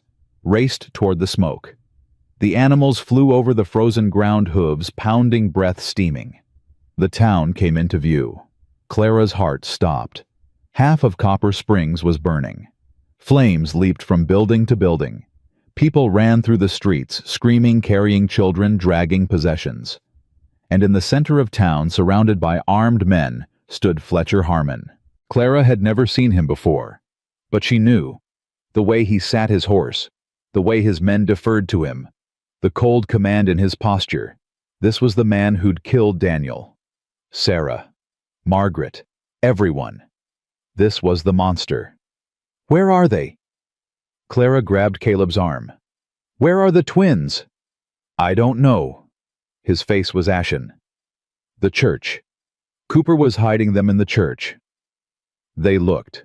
The church stood at the end of Main Street, still intact, still standing, but surrounded by Harmon's men. How many? Clara asked. 15, maybe 20. Caleb's jaw tightened. Too many. We have to try. Clara, if we ride in there. Those babies are in that church. Jacob is in that church. Clara drew her rifle. I'm not leaving them. Caleb stared at her. Then he nodded once. Together. Together. They circled wide. Came at the town from the east, where the fire hadn't spread yet, where Harmon's attention was focused elsewhere. Clara counted heartbeats, counted breaths, counted the seconds until everything changed. They reached the edge of town, dismounted, moved through alleys and shadows. There, Caleb pointed. A side door to the church, unguarded. The men were all focused on the front entrance. They ran, low, fast, silent. Reached the door. Caleb tried the handle. Locked. Jacob, Clara hissed. Jacob, it's Clara. Open up. A moment's silence. Then the scrape of a bar being lifted. The door cracked open. Jacob's weathered face appeared, shotgun raised. Miss Clara. Relief flooded his eyes. Thank God. They slipped inside. The door closed behind them. The church was dark, cold, but intact. And there, huddled near the altar, was Margaret Wilson, with the twins in her arms.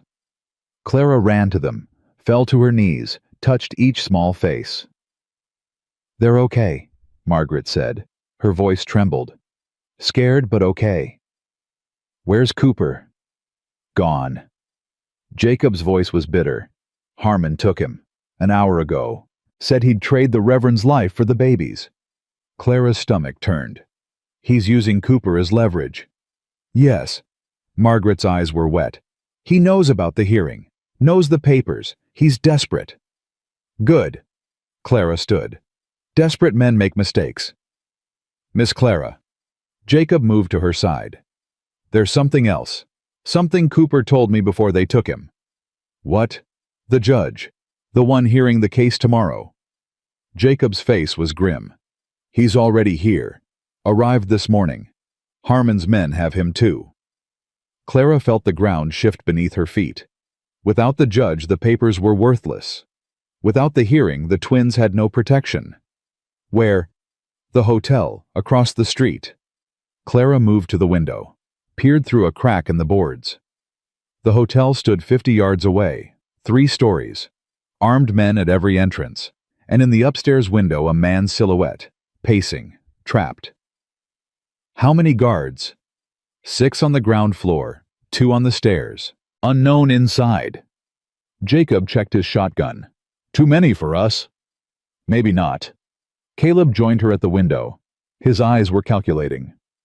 Harmon's focused on the church. He thinks we're in here, doesn't know about the papers. So we use that. Caleb turned to face them all. Clara and I create a distraction. Draw Harmon's men away from the hotel. Jacob, you get the judge out. And the twins? Margaret asked. Stay here. Bar the door. Don't open it for anyone except us. What kind of distraction? Caleb's jaw set. Me. I walk out the front door. Surrender. No. Clara grabbed his arm. Absolutely not. It's the only way. He'll kill you. Maybe, maybe not. Caleb's eyes met hers. Harmon wants the key, wants to know where the papers are. He'll keep me alive long enough to find out. And when he does find out, then you'll have already gotten the judge, already exposed the truth. Caleb's hand covered hers. This is what I was meant to do, Clara. Why God put those babies in my path? Why I survived this long? Don't. Tears burned her eyes. Don't you dare talk like that. Someone has to end this. Someone has to stop Harmon. Caleb's voice softened. I'd rather it be me than you. We said together. We are together, even if we're not in the same place. He touched her face, gentle, tender. Whatever happens out there, know that you saved me. You and those babies. You gave me something worth dying for. I don't want you to die. Neither do I. A ghost of a smile. But I'd rather die knowing they're safe than live knowing I didn't try. Clara wanted to argue, wanted to scream, wanted to lock him in this church and never let him go. But she saw his eyes, saw the peace there, the certainty. This was his redemption, his chance to balance the scales. She couldn't take that from him. You come back, she said fiercely. You hear me? You do whatever you have to do, and then you come back. I'll try. Don't try. Promise. Caleb hesitated. Then, I promise. He kissed her. Not gentle, not tentative, a kiss that burned with everything they'd never said. Every moment they'd never have. Every future they might never see. Clara kissed him back, poured every ounce of love and fear and hope into it. When they finally broke apart, both were breathing hard. Go, Caleb whispered. Be ready. The moment you hear shooting, get that judge. Clara nodded. Couldn't speak. Caleb turned to Jacob. Keep her safe. With my life. Keep them all safe. He walked to the front door, paused, looked back one last time. Then he stepped outside. Clara watched through the window, watched him walk down the church steps, watched him raise his hands. Harmon, Caleb's voice carried across the burning town. I'm the one you want, let the others go. Movement everywhere. Harmon's men converging, surrounding him. Harmon himself rode forward. His face was cold, handsome in a ruthless way. The face of a man who had never lost anything he wanted. Caleb Stone. Harmon's voice was silky smooth. Daniel's pet outlaw. I've heard so much about you. Let the church go. The people inside have nothing to do with this. On the contrary. Harmon dismounted, walked toward Caleb with predatory grace. They have everything to do with this. Those babies in there are worth a fortune. They're children. Their property. Their father's property. And since their father owed me money, Daniel didn't owe you anything. Papers say otherwise. Harmon smiled. Cold. Empty. Amazing what you can buy with enough gold. Judges, lawyers, witnesses. Not all of them. Harmon's smile flickered. What does that mean? It means Whitmore kept copies. Caleb's voice hardened. It means everything you've done is documented. Every murder, every theft, every lie. Where are these papers? Somewhere you'll never find them. Harmon's face went still. Then he drew his pistol and pressed it against Caleb's forehead. I'll ask once more. Where are the papers? Caleb didn't flinch. Go to hell. Clara stopped breathing. Her finger tightened on her rifle trigger. One shot. She could take Harmon down. End this. But she'd never make it out, and neither would anyone else. She forced herself to wait, to trust the plan. You're willing to die for those brats? Harmon sounded genuinely curious. I'm willing to die for what's right. How noble! Harmon's finger tensed on the trigger. How useless! Boss? One of Harmon's men came running. The hotel! Someone's at the hotel! Harmon spun. What? Clara saw it. Jacob moving through the shadows, reaching the hotel's back entrance. The distraction was working. Go! Harmon screamed at his men. Stop them! Half his men broke away, ran toward the hotel. Caleb moved. His elbow caught Harmon's gun arm. The pistol discharged into the air. Caleb spun, driving his fist into Harmon's face. The cattle baron staggered. Blood sprayed from his broken nose. Now, Clara! Caleb shouted. Now! Clara burst from the church. Rifle up. Firing. One of Harmon's men went down. Then another. Chaos erupted. Gunfire everywhere. Screaming, running. Clara fought her way toward Caleb. Shot a man who came at her with a knife. Ducked a bullet that whistled past her ear. Caleb and Harmon were grappling on the ground, rolling through the snow, fighting for the gun. Clara tried to get a clear shot. Couldn't. They were too close. Harmon's fist connected with Caleb's wounded side. Caleb gasped, his grip loosening. Harmon grabbed the gun, raised it. No! Clara screamed. She fired. The bullet caught Harmon in the shoulder. He howled, dropping the pistol. Caleb kicked him away, scrambled for the weapon. But Harmon was already running, stumbling toward his horse, his men closing around him. Fall back! Harmon screamed. Fall back! They fled, a dozen men following their wounded leader, disappearing into the smoke and chaos. Clara ran to Caleb, found him on his knees, clutching his side. How bad? Stitches tore. His face was gray with pain. I'll live. You'd better. She helped him to his feet. Jacob. A shout from the hotel. Jacob emerged, supporting an older man in judicial robes. Got him. The old soldier's voice was triumphant. Got the judge. Clara felt something crack inside her chest. Relief. Hope. Something perilously close to joy. They'd done it. Against all odds, they'd done it. The church, she said. Everyone to the church, now. They gathered. Clara, Caleb, Jacob, the judge, Margaret with the twins. The fire still burned. Harmon's men still lurked somewhere in the smoke. But they were alive. All of them. The hearing, Clara said to the judge. His name was Harrison, she learned. A territorial appointee with 30 years on the bench. Can it still happen? Not here. Harrison looked at the burning town. But I have authority anywhere in the territory. If you have the evidence, we have it. Clara pulled the papers from inside her coat, handed them over.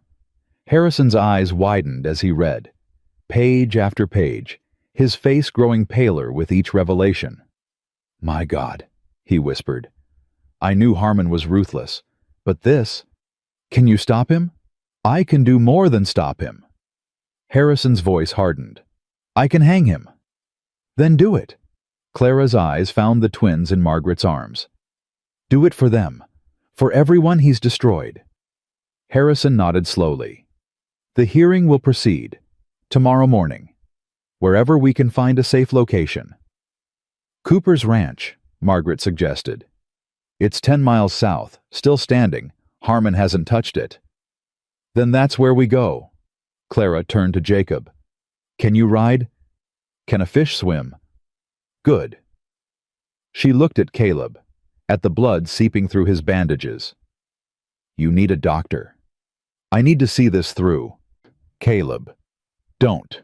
He straightened with obvious effort. I didn't come this far to miss the ending. Clara wanted to argue, wanted to force him to rest, but she knew that look, that stubborn, infuriating determination. Fine, but you ride in the wagon. No arguments. They left within the hour. The journey to Cooper's Ranch was quiet, tense. Every shadow could hide Harmon's men. Every sound could signal an ambush, but none came. Harmon was regrouping, licking his wounds, planning his next move. They reached the ranch as the sun set, A modest spread, similar to Clara's own. Peaceful, isolated, safe for now. They bedded down for the night. Jacob took first watch. Harrison studied the papers by lamplight, making notes, preparing his case. Clara sat with the twins, watched them sleep. "You love them." She turned. Caleb stood in the doorway, one arm wrapped around his ribs. "You should be resting." "Couldn't sleep." He moved closer, sat beside her. "You love them." "Yes." The word came easy now. No hesitation, no fear. "I know they're not mine. I know after tomorrow they'll go with Margaret. But yes, I love them. They're lucky. They're orphans. Their parents are dead. How is that lucky? Because they have you." Caleb touched Lily's tiny hand. Because someone loves them enough to kill for them, die for them. Clara was quiet for a moment. "What happens after tomorrow, if we win?" "You heard Harrison. Harmon hangs. The twins get their inheritance. Margaret raises them." "And you?" Caleb's jaw tightened. "Depends." "On what?" "On whether the warrant for my arrest still stands." He met her eyes. "I told you. I'm a wanted man. Bridgeport hasn't forgotten. You're also a hero. You saved those babies. Exposed Harmon. The judge saw everything you did. Maybe that'll matter. Maybe it won't." Clara took his hand, held it tight. "It matters to me." "Clara, whatever happens tomorrow, I want you to know something." She turned to face him fully. "These past few days with you have been the most alive I've felt in 10 years. Maybe ever. Even with the shooting, the running, the nearly dying. Especially with those." A small smile. "I spent 4 years hiding, protecting myself, building walls so high no one could get through." Her voice softened. "You got through. So did you." Caleb's fingers tightened around hers. "I thought I was dead inside. Thought Kincaid burned everything good out of me. But you? What about me? You made me remember why I kept fighting. Why I survived." He lifted her hand, pressed his lips to her palm. "You made me want to live again." Clara's heart ached. This man, this broken, beautiful, impossible man. "Stay with me," she whispered. "Whatever happens tomorrow, whatever comes next, stay." "You don't know what you're asking." "I know exactly what I'm asking." She leaned closer. "I'm asking for a chance, a real chance, at something neither of us thought we'd ever have again."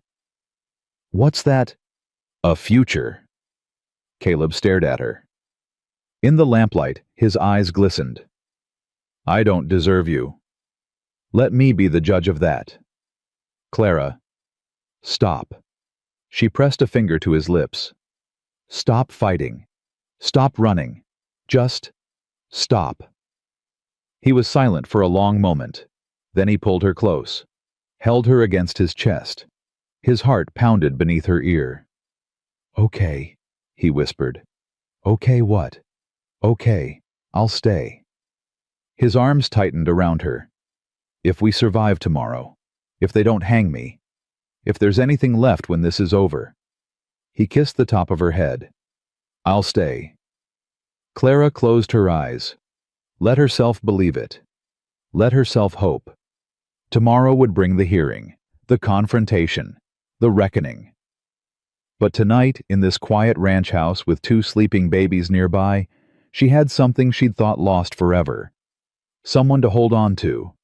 Someone who held her back. "Get some sleep," she murmured against his chest. "Can't.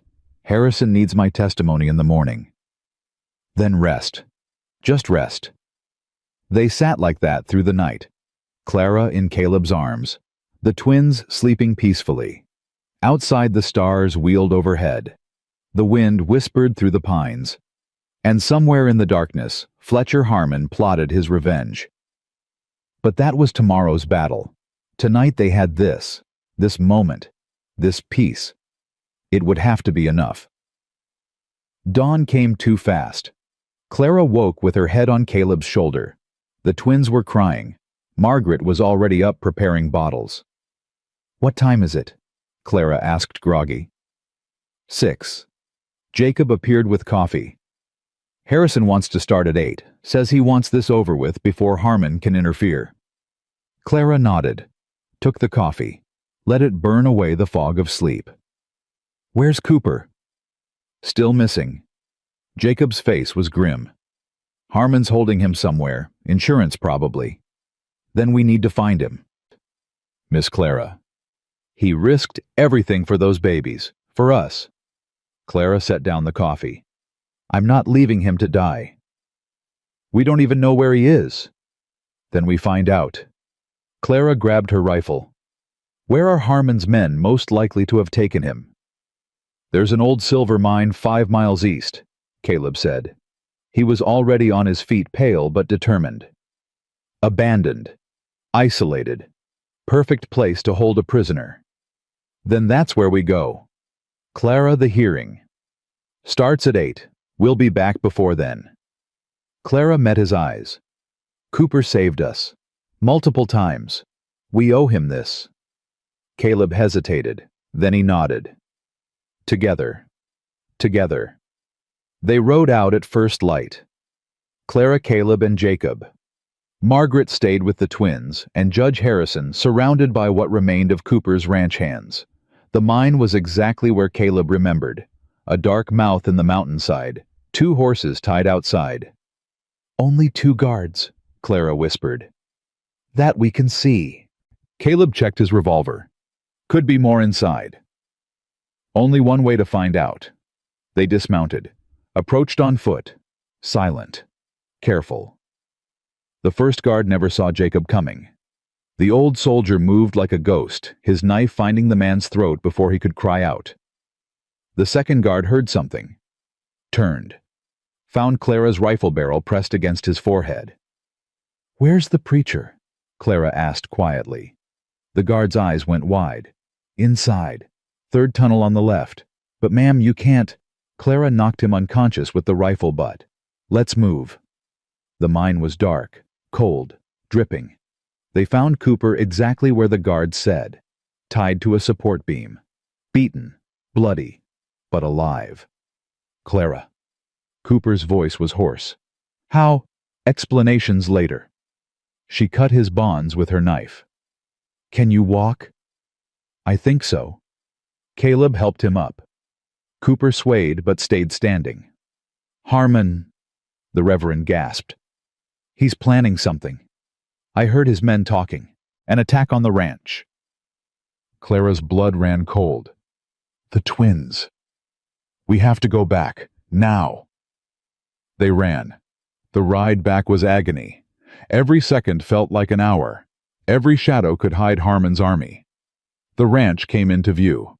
Clara's heart stopped. Smoke. Not a lot. Not like Copper Springs. But enough. A barn burning. Gunfire echoing. "No," she breathed. "No, no, no." They charged into the chaos. Harmon's men were everywhere. At least 20. Surrounding the main house, shooting at the windows. Inside, Clara could hear the twins crying. "Caleb," she screamed. "I see them." He was already firing, dropping men, clearing a path. Clara rode straight at the house. Bullets whizzed past her ears. One grazed her arm. She didn't slow. She leaped from her horse, hit the ground running, burst through the front door. Margaret stood in the center of the room, a pistol in each hand. 3 bodies lay at her feet. "Clara, are they safe? Are the twins safe?" "Yes, in the cellar." Margaret's face was streaked with blood and tears. "But Harrison—" Clara looked. The judge lay on the floor, not moving. "Is he—" "Wounded, not dead, but we need help. We need—" Gunfire erupted outside, closer now, louder. Clara ran to the window. Harmon himself had arrived, on his black horse, silver pistols gleaming, and he was heading straight for the house. Clara grabbed her rifle. This ended now. Clara stepped onto the porch. Harmon saw her, reined in his horse. His men stopped firing. Silence fell over the ranch. Only the crackle of the burning barn. Only the distant crying of the twins. "Mrs. Brennan." Harmon's voice was calm, pleasant, like they were meeting at a church social. "You've caused me quite a bit of trouble." "Good." Harmon smiled. Blood still stained his shirt from where she'd shot him yesterday. But he moved like a man who'd never been hurt. "I'm going to make you an offer," he said. "One time only. Give me the twins. Give me the papers. Walk away." "No." "You don't even want to hear the terms." "I don't need to." Clara raised her rifle. "Those babies aren't property. They're children. Daniel's children. And you murdered their parents." "I did what was necessary." Harmon shrugged. "Daniel was a fool. He had everything. Land, silver, a beautiful wife, and he threw it all away because he wouldn't make a deal." "You mean he wouldn't sell to you?" "I mean he didn't understand how the world works." Harmon's eyes hardened. "The strong survive. The weak perish. That's nature. That's God's law." "That's not God." Clara's voice was ice. "That's you, pretending to be God." Harmon's smile vanished. "Last chance, Mrs. Brennan. Give me what I want." "Come and take it." For a moment, nothing moved. Then Harmon raised his hand. "Kill them all." His men surged forward. Clara fired. The first rider went down. She cycled the rifle. Fired again. Another fell. But there were too many. 15. 20. Coming from every direction. A bullet shattered the window behind her. Glass rained down. Clara ducked, rolled, came up shooting. Caleb appeared at her side. His revolver barked. Once. Twice. 3 times. "Inside!" he shouted. "Get inside!" They fell back through the door. Jacob slammed it shut. Threw the bar across. Bullets punched through the wood. Clara hit the floor, pulling Caleb down with her. "How many left?" she gasped. "Too many." Caleb reloaded with shaking hands. "We can't hold them." "We have to try." A crash from the back of the house. Someone was breaking through. "Go!" Clara pushed him toward the sound. "I'll hold the front." Caleb hesitated for half a heartbeat. Then he was gone. Clara turned back to the door. Heard men gathering outside. Heard Harmon's voice giving orders. "Burn it down. Burn it all down." No, not like this. Not after everything. Clara looked around frantically. The judge lay unconscious against the wall. Margaret crouched near the cellar door, protecting the entrance to where the twins hid. The twins. Those 2 little girls who'd changed everything, who'd given Clara a reason to fight, a reason to live. She wasn't going to let them die. "Margaret." Clara crawled toward her. "Is there another way out?" "The cellar. There's a tunnel. Cooper built it years ago." "Where does it lead?" "The creek, half-mile east." Clara's mind raced. If they could get the twins out, if they could buy enough time. "Take them," she said. "Take the babies and go." "What about you?" "I'll hold them off." "Clara, that's suicide." "Maybe." Clara gripped Margaret's arm. "But those babies are the only thing that matters now. They're Daniel's legacy, Sarah's legacy, everything their parents died for." Tears streamed down Margaret's face. "I can't leave you." "You can. You will." Clara's voice softened. "Please, Margaret. Please. Do this for them." Margaret stared at her for a long moment. Then she nodded. "I'll tell them about you. When they're old enough, I'll tell them everything." "Tell them I loved them." Clara's voice cracked. "Tell them that was real." Margaret hugged her. Brief. Fierce. Then she disappeared down the cellar stairs. Clara turned back to the fight. The front door was splintering. Flames licked at the windows. Smoke filled the air. But Clara Brennan had stopped being afraid a long time ago. She raised her rifle and waited. The door burst open. 3 men rushed in. Clara shot the first one before he took 2 steps. The second came at her with a knife. She blocked with the rifle, drove the butt into his face. He went down. The third grabbed her from behind. His arm locked around her throat. Clara couldn't breathe, couldn't think. Stars exploded in her vision. She drove her elbow back, felt ribs crack. The man's grip loosened. Clara spun, grabbed the knife from the floor and buried it in his chest. He looked at her with surprise, then fell. Clara stood gasping. Blood dripped from a cut on her forehead. Her shoulder wound had reopened, but she was alive. More men coming. She could hear them, could smell the smoke getting thicker. Where was Caleb? Where was Jacob? A gunshot from the back of the house. Then silence. "Caleb!" Clara screamed. No answer. She ran toward the sound, found the back door hanging open. 2 of Harmon's men lay dead on the floor, but no Caleb, no Jacob. Then she heard it. Outside. Voices raised in anger. She moved to the window. Caleb knelt in the dirt, hands bound behind his back, blood streaming from a wound on his head, and standing over him, silver pistol pressed to his temple, was Fletcher Harmon. "Mrs. Brennan?" Harmon's voice carried clearly. "I know you're watching. Come out or I kill him." Clara's heart stopped.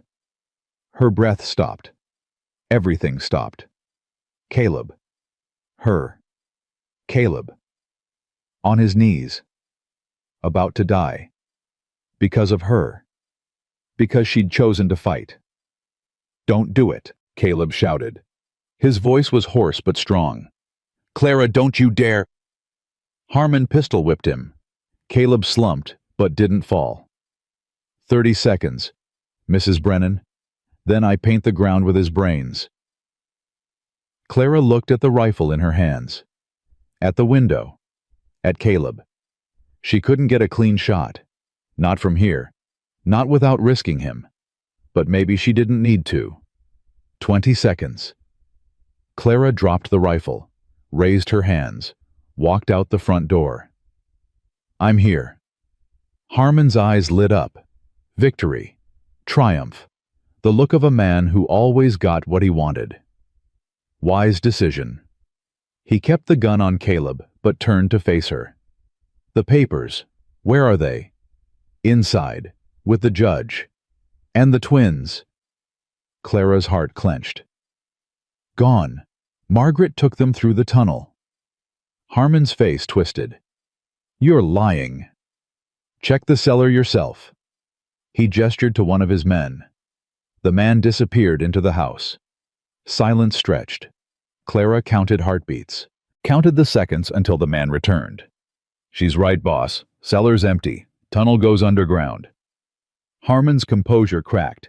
For the first time, Clara saw the rage beneath, the animal behind the civilized mask. "Find them!" he screamed. "All of you, find those babies!"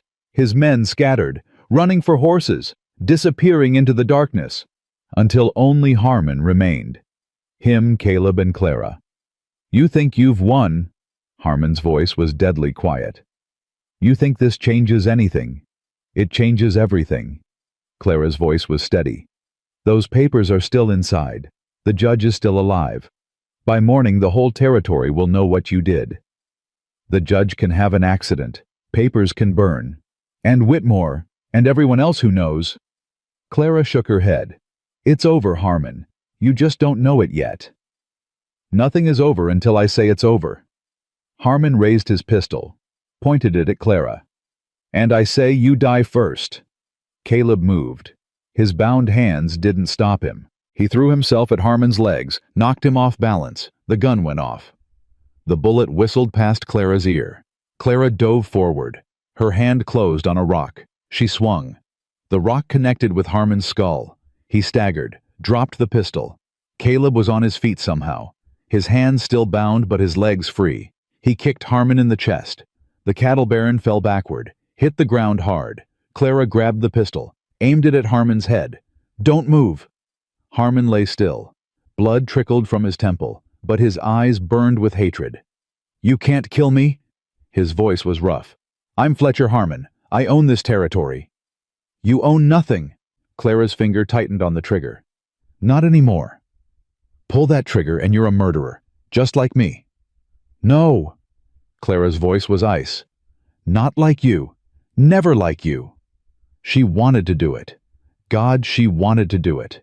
For Daniel. For Sarah. For everyone this monster had destroyed. But that wasn't justice. That was revenge. And Clara Brennan was done letting men like Harmon define who she was. "Jacob!" she called. The old soldier emerged from behind the barn, limping but alive, a gash on his arm, but still standing. "Miss Clara."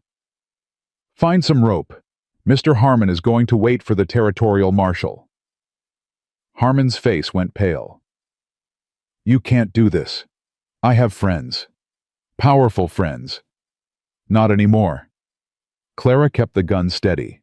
"Your friends are going to run when they find out what you've done. Rats always leave a sinking ship."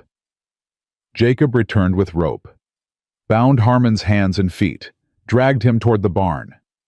Clara finally lowered the pistol. Her legs gave out. She would have hit the ground, but Caleb was there, catching her, holding her. "Easy." His voice was gentle. "I've got you. Your hands." Jacob cut them loose. He pulled her close. "Clara, Clara, look at me." She looked. His face was bloody. His eyes were wet. "You came out," he said. "You surrendered. For me." "Of course I did. He would have killed you." "Maybe." Clara touched his face. "But I couldn't watch him kill you. Not without trying." Caleb pulled her into his arms, held her like she was the only real thing in the world. "I love you," he whispered. "God help me, Clara. I love you." The words hit her like a wave, warm, overwhelming, terrifying. "I love you too." She buried her face against his chest. "I love you too." They stood like that for a long moment. Two broken people, holding each other in the wreckage of their victory. Then Clara heard it. Hoofbeats, coming fast. She tensed, reached for the pistol, but Caleb was smiling. "Relax." He nodded toward the approaching riders. "That's not Harmon's men." Clara squinted, saw the star glinting on the lead rider's chest, the territorial marshal, and behind him 20 deputies. "Howline Cooper." Caleb's smile widened. He got word out before they captured him. Help was always coming. We just had to hold on long enough. Clara laughed. She couldn't help it. After everything, after all the terror and blood and loss, she laughed. "We did it," she breathed. "We actually did it." We did. The marshal dismounted, took in the scene. The burning barn, the bound prisoner, the wounded survivors. "Someone want to tell me what the hell happened here?" Clara looked at Caleb. Caleb looked at Clara. "It's a long story," she said. "But we've got the evidence. All of it." Dawn broke over the ranch. Clara sat on the porch, wrapped in a blanket, watching the sunrise. Her wounds had been bandaged. The fire had been put out. Harmon had been taken away in chains. And beside her, sleeping in their basket, were Lily and Rose. Margaret had brought them back an hour ago. She'd heard the shooting stop, had emerged from the creek bed to find the marshal's men everywhere. "I couldn't stay away," she'd admitted. "I had to know if you were alive." Now she slept inside, exhausted beyond words. Jacob, too, and Cooper, who'd been found tied up in Harmon's camp. Only Clara remained awake, watching, waiting. Caleb appeared in the doorway. He moved carefully, favoring his ribs. But he was alive. He was here. "Can't sleep?" he asked. "Don't want to miss this." "Miss what?" Clara nodded toward the horizon. The first sunrise without being afraid, without running. She looked up at him. I forgot what that felt like. Caleb sat beside her, close enough that their shoulders touched. The marshal wants statements, from both of us. I figured. He also mentioned something about your husband, about questions that were never answered. Clara's breath caught. What did you tell him? That Thomas Brennan was a drunk and a fool who died cleaning his gun. Caleb's voice was steady. That his widow has suffered enough without old rumors being dragged up. You didn't have to do that. Yes, I did. He took her hand. Whatever happened with Thomas, it's in the past. It stays in the past. Clara's eyes burned. Thank you. Don't thank me. Just... He hesitated. Just tell me what you want to happen now. With us. With everything. Clara looked at the twins, at their peaceful faces, at the future they represented. Margaret will raise them. That's what Daniel wanted. Yes. But she's not young, and she'll need help. Clara paused. She asked me, this morning, if I'd consider staying involved, being part of their lives. Caleb's hand tightened on hers. What did you say? I said I'd have to talk to someone first. Who? Clara turned to face him fully. You. Caleb stared at her. Clara. I know you're wanted. I know there are warrants, but the marshal said something else too. She took a breath. He said that given what you did, given the evidence you helped secure, there might be a way to make those charges go away. A pardon, of sorts. Testimony in exchange for immunity. Clara squeezed his hand. You'd have to face what you did, publicly. But when it was over, you'd be free. Caleb was silent for a long moment. His face was unreadable. And if I did that, he finally said, if I was free, what then? Then we figure out the rest together. Clara's voice softened. I'm not asking for promises. I'm not asking for forever. I'm just asking for a chance. A chance at what? A life. A real life. She gestured at the twins. Maybe with them. Maybe somewhere else. I don't know yet. Her eyes met his. But I know I don't want to do it alone. Not anymore. Caleb lifted her hand, pressed his lips to her knuckles, the same gesture he'd made in the tunnel. A promise without words. I spent 15 years running, he said quietly. From the Kincaids, from the law, from myself. He looked at the horizon. I'm tired, Clara. Tired of being alone. Tired of looking over my shoulder. Then stop. It's not that simple. Isn't it? Clara turned his face toward her. You saved those babies. You stopped Harmon.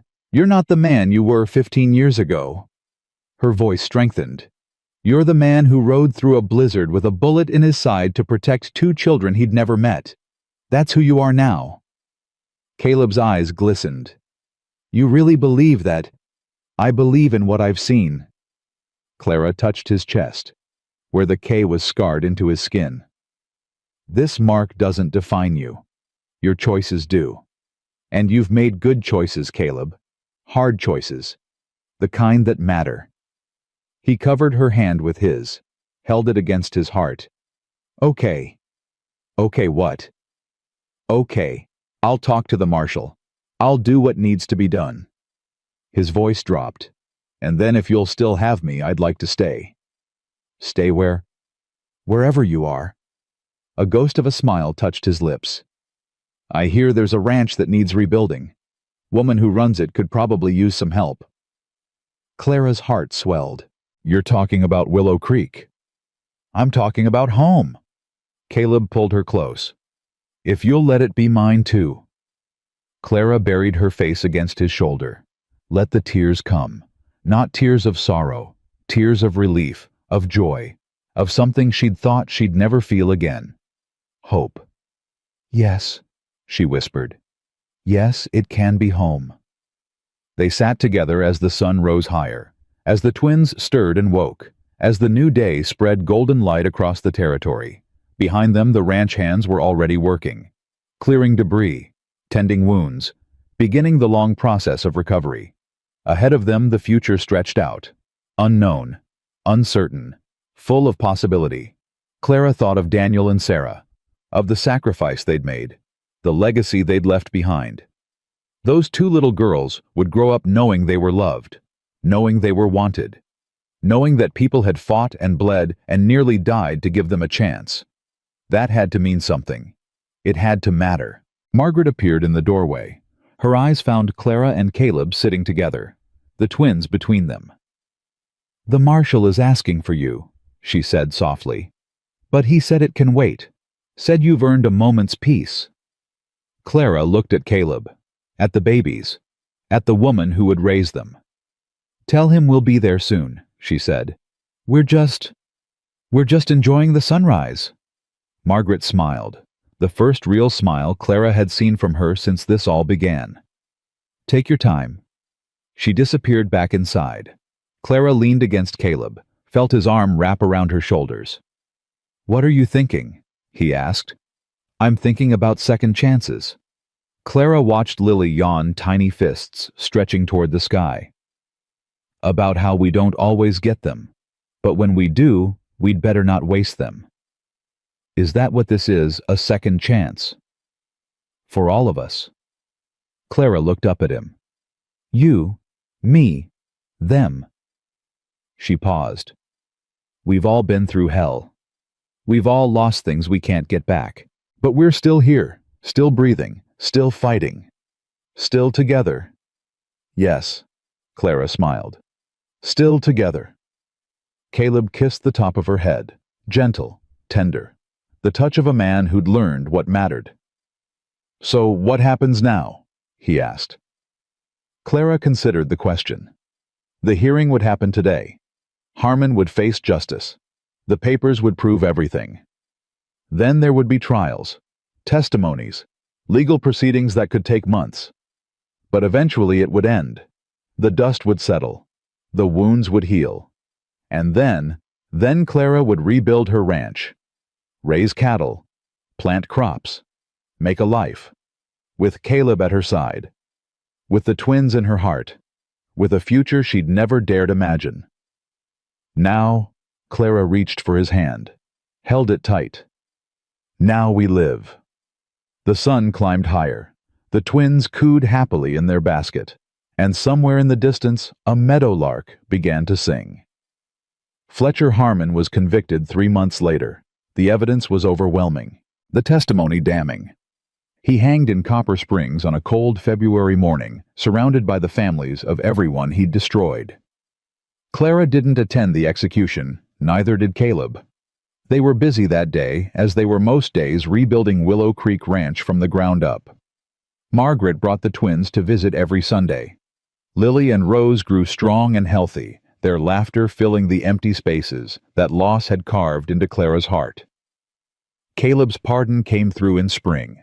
The territorial governor himself signed it, citing exceptional service in bringing a notorious criminal to justice. The day the letter arrived, Caleb stood on the porch of the rebuilt farmhouse and wept. Clara held him and didn't say a word. Some things didn't need words. Jacob stayed on as foreman. His hair went fully white that year, but his eyes stayed sharp and his hands stayed steady. He taught Caleb everything he knew about ranching, and Caleb taught him how to laugh again. Reverend Cooper performed the wedding in June, a small ceremony, just family. Margaret and the twins, Jacob, a few neighbors who'd earned the right to be called friends. Clara wore white. Caleb wore the same suit he'd borrowed that first night, patched and cleaned and somehow perfect. When the Reverend asked if anyone objected, Jacob stood up and said, "Only took them long enough." Everyone laughed. Even Clara. Even Caleb. They built a room onto the farmhouse that summer, a nursery. Not for babies of their own, though Clara had stopped believing that was impossible. For Lily and Rose. For the visits that grew longer each time. For the family they were becoming. Margaret's health failed the following winter. She passed quietly with Clara, holding one hand, and Caleb holding the other. Her last words were for the twins. "They're yours now," she whispered. "Love them the way I loved their mother, the way you loved them from the start." Clara promised, and she kept that promise. The adoption was finalized in spring. Lily and Rose McAllister became Lily and Rose Stone, daughters in every way that mattered. Clara stood on her porch that evening watching Caleb chase two giggling toddlers through the yard. His laughter mixed with theirs rising into the golden sky. She thought of Thomas, of the life she'd survived, of the woman she'd become. She thought of Daniel and Sarah, of their sacrifice, their love, the legacy they'd left behind. She thought of the storm that had brought a wounded stranger to her barn, of the babies he carried, of the impossible journey they'd taken together. And she thought of the future, the years stretching out before them. Full of challenges, yes, full of hardship and loss and all the things that came with living, but also full of love, full of hope, full of second chances. Caleb caught her eye across the yard, smiled that crooked smile that still made her heart skip. "You coming?" he called. Clara smiled back, stepped off the porch, walked toward her family, toward home.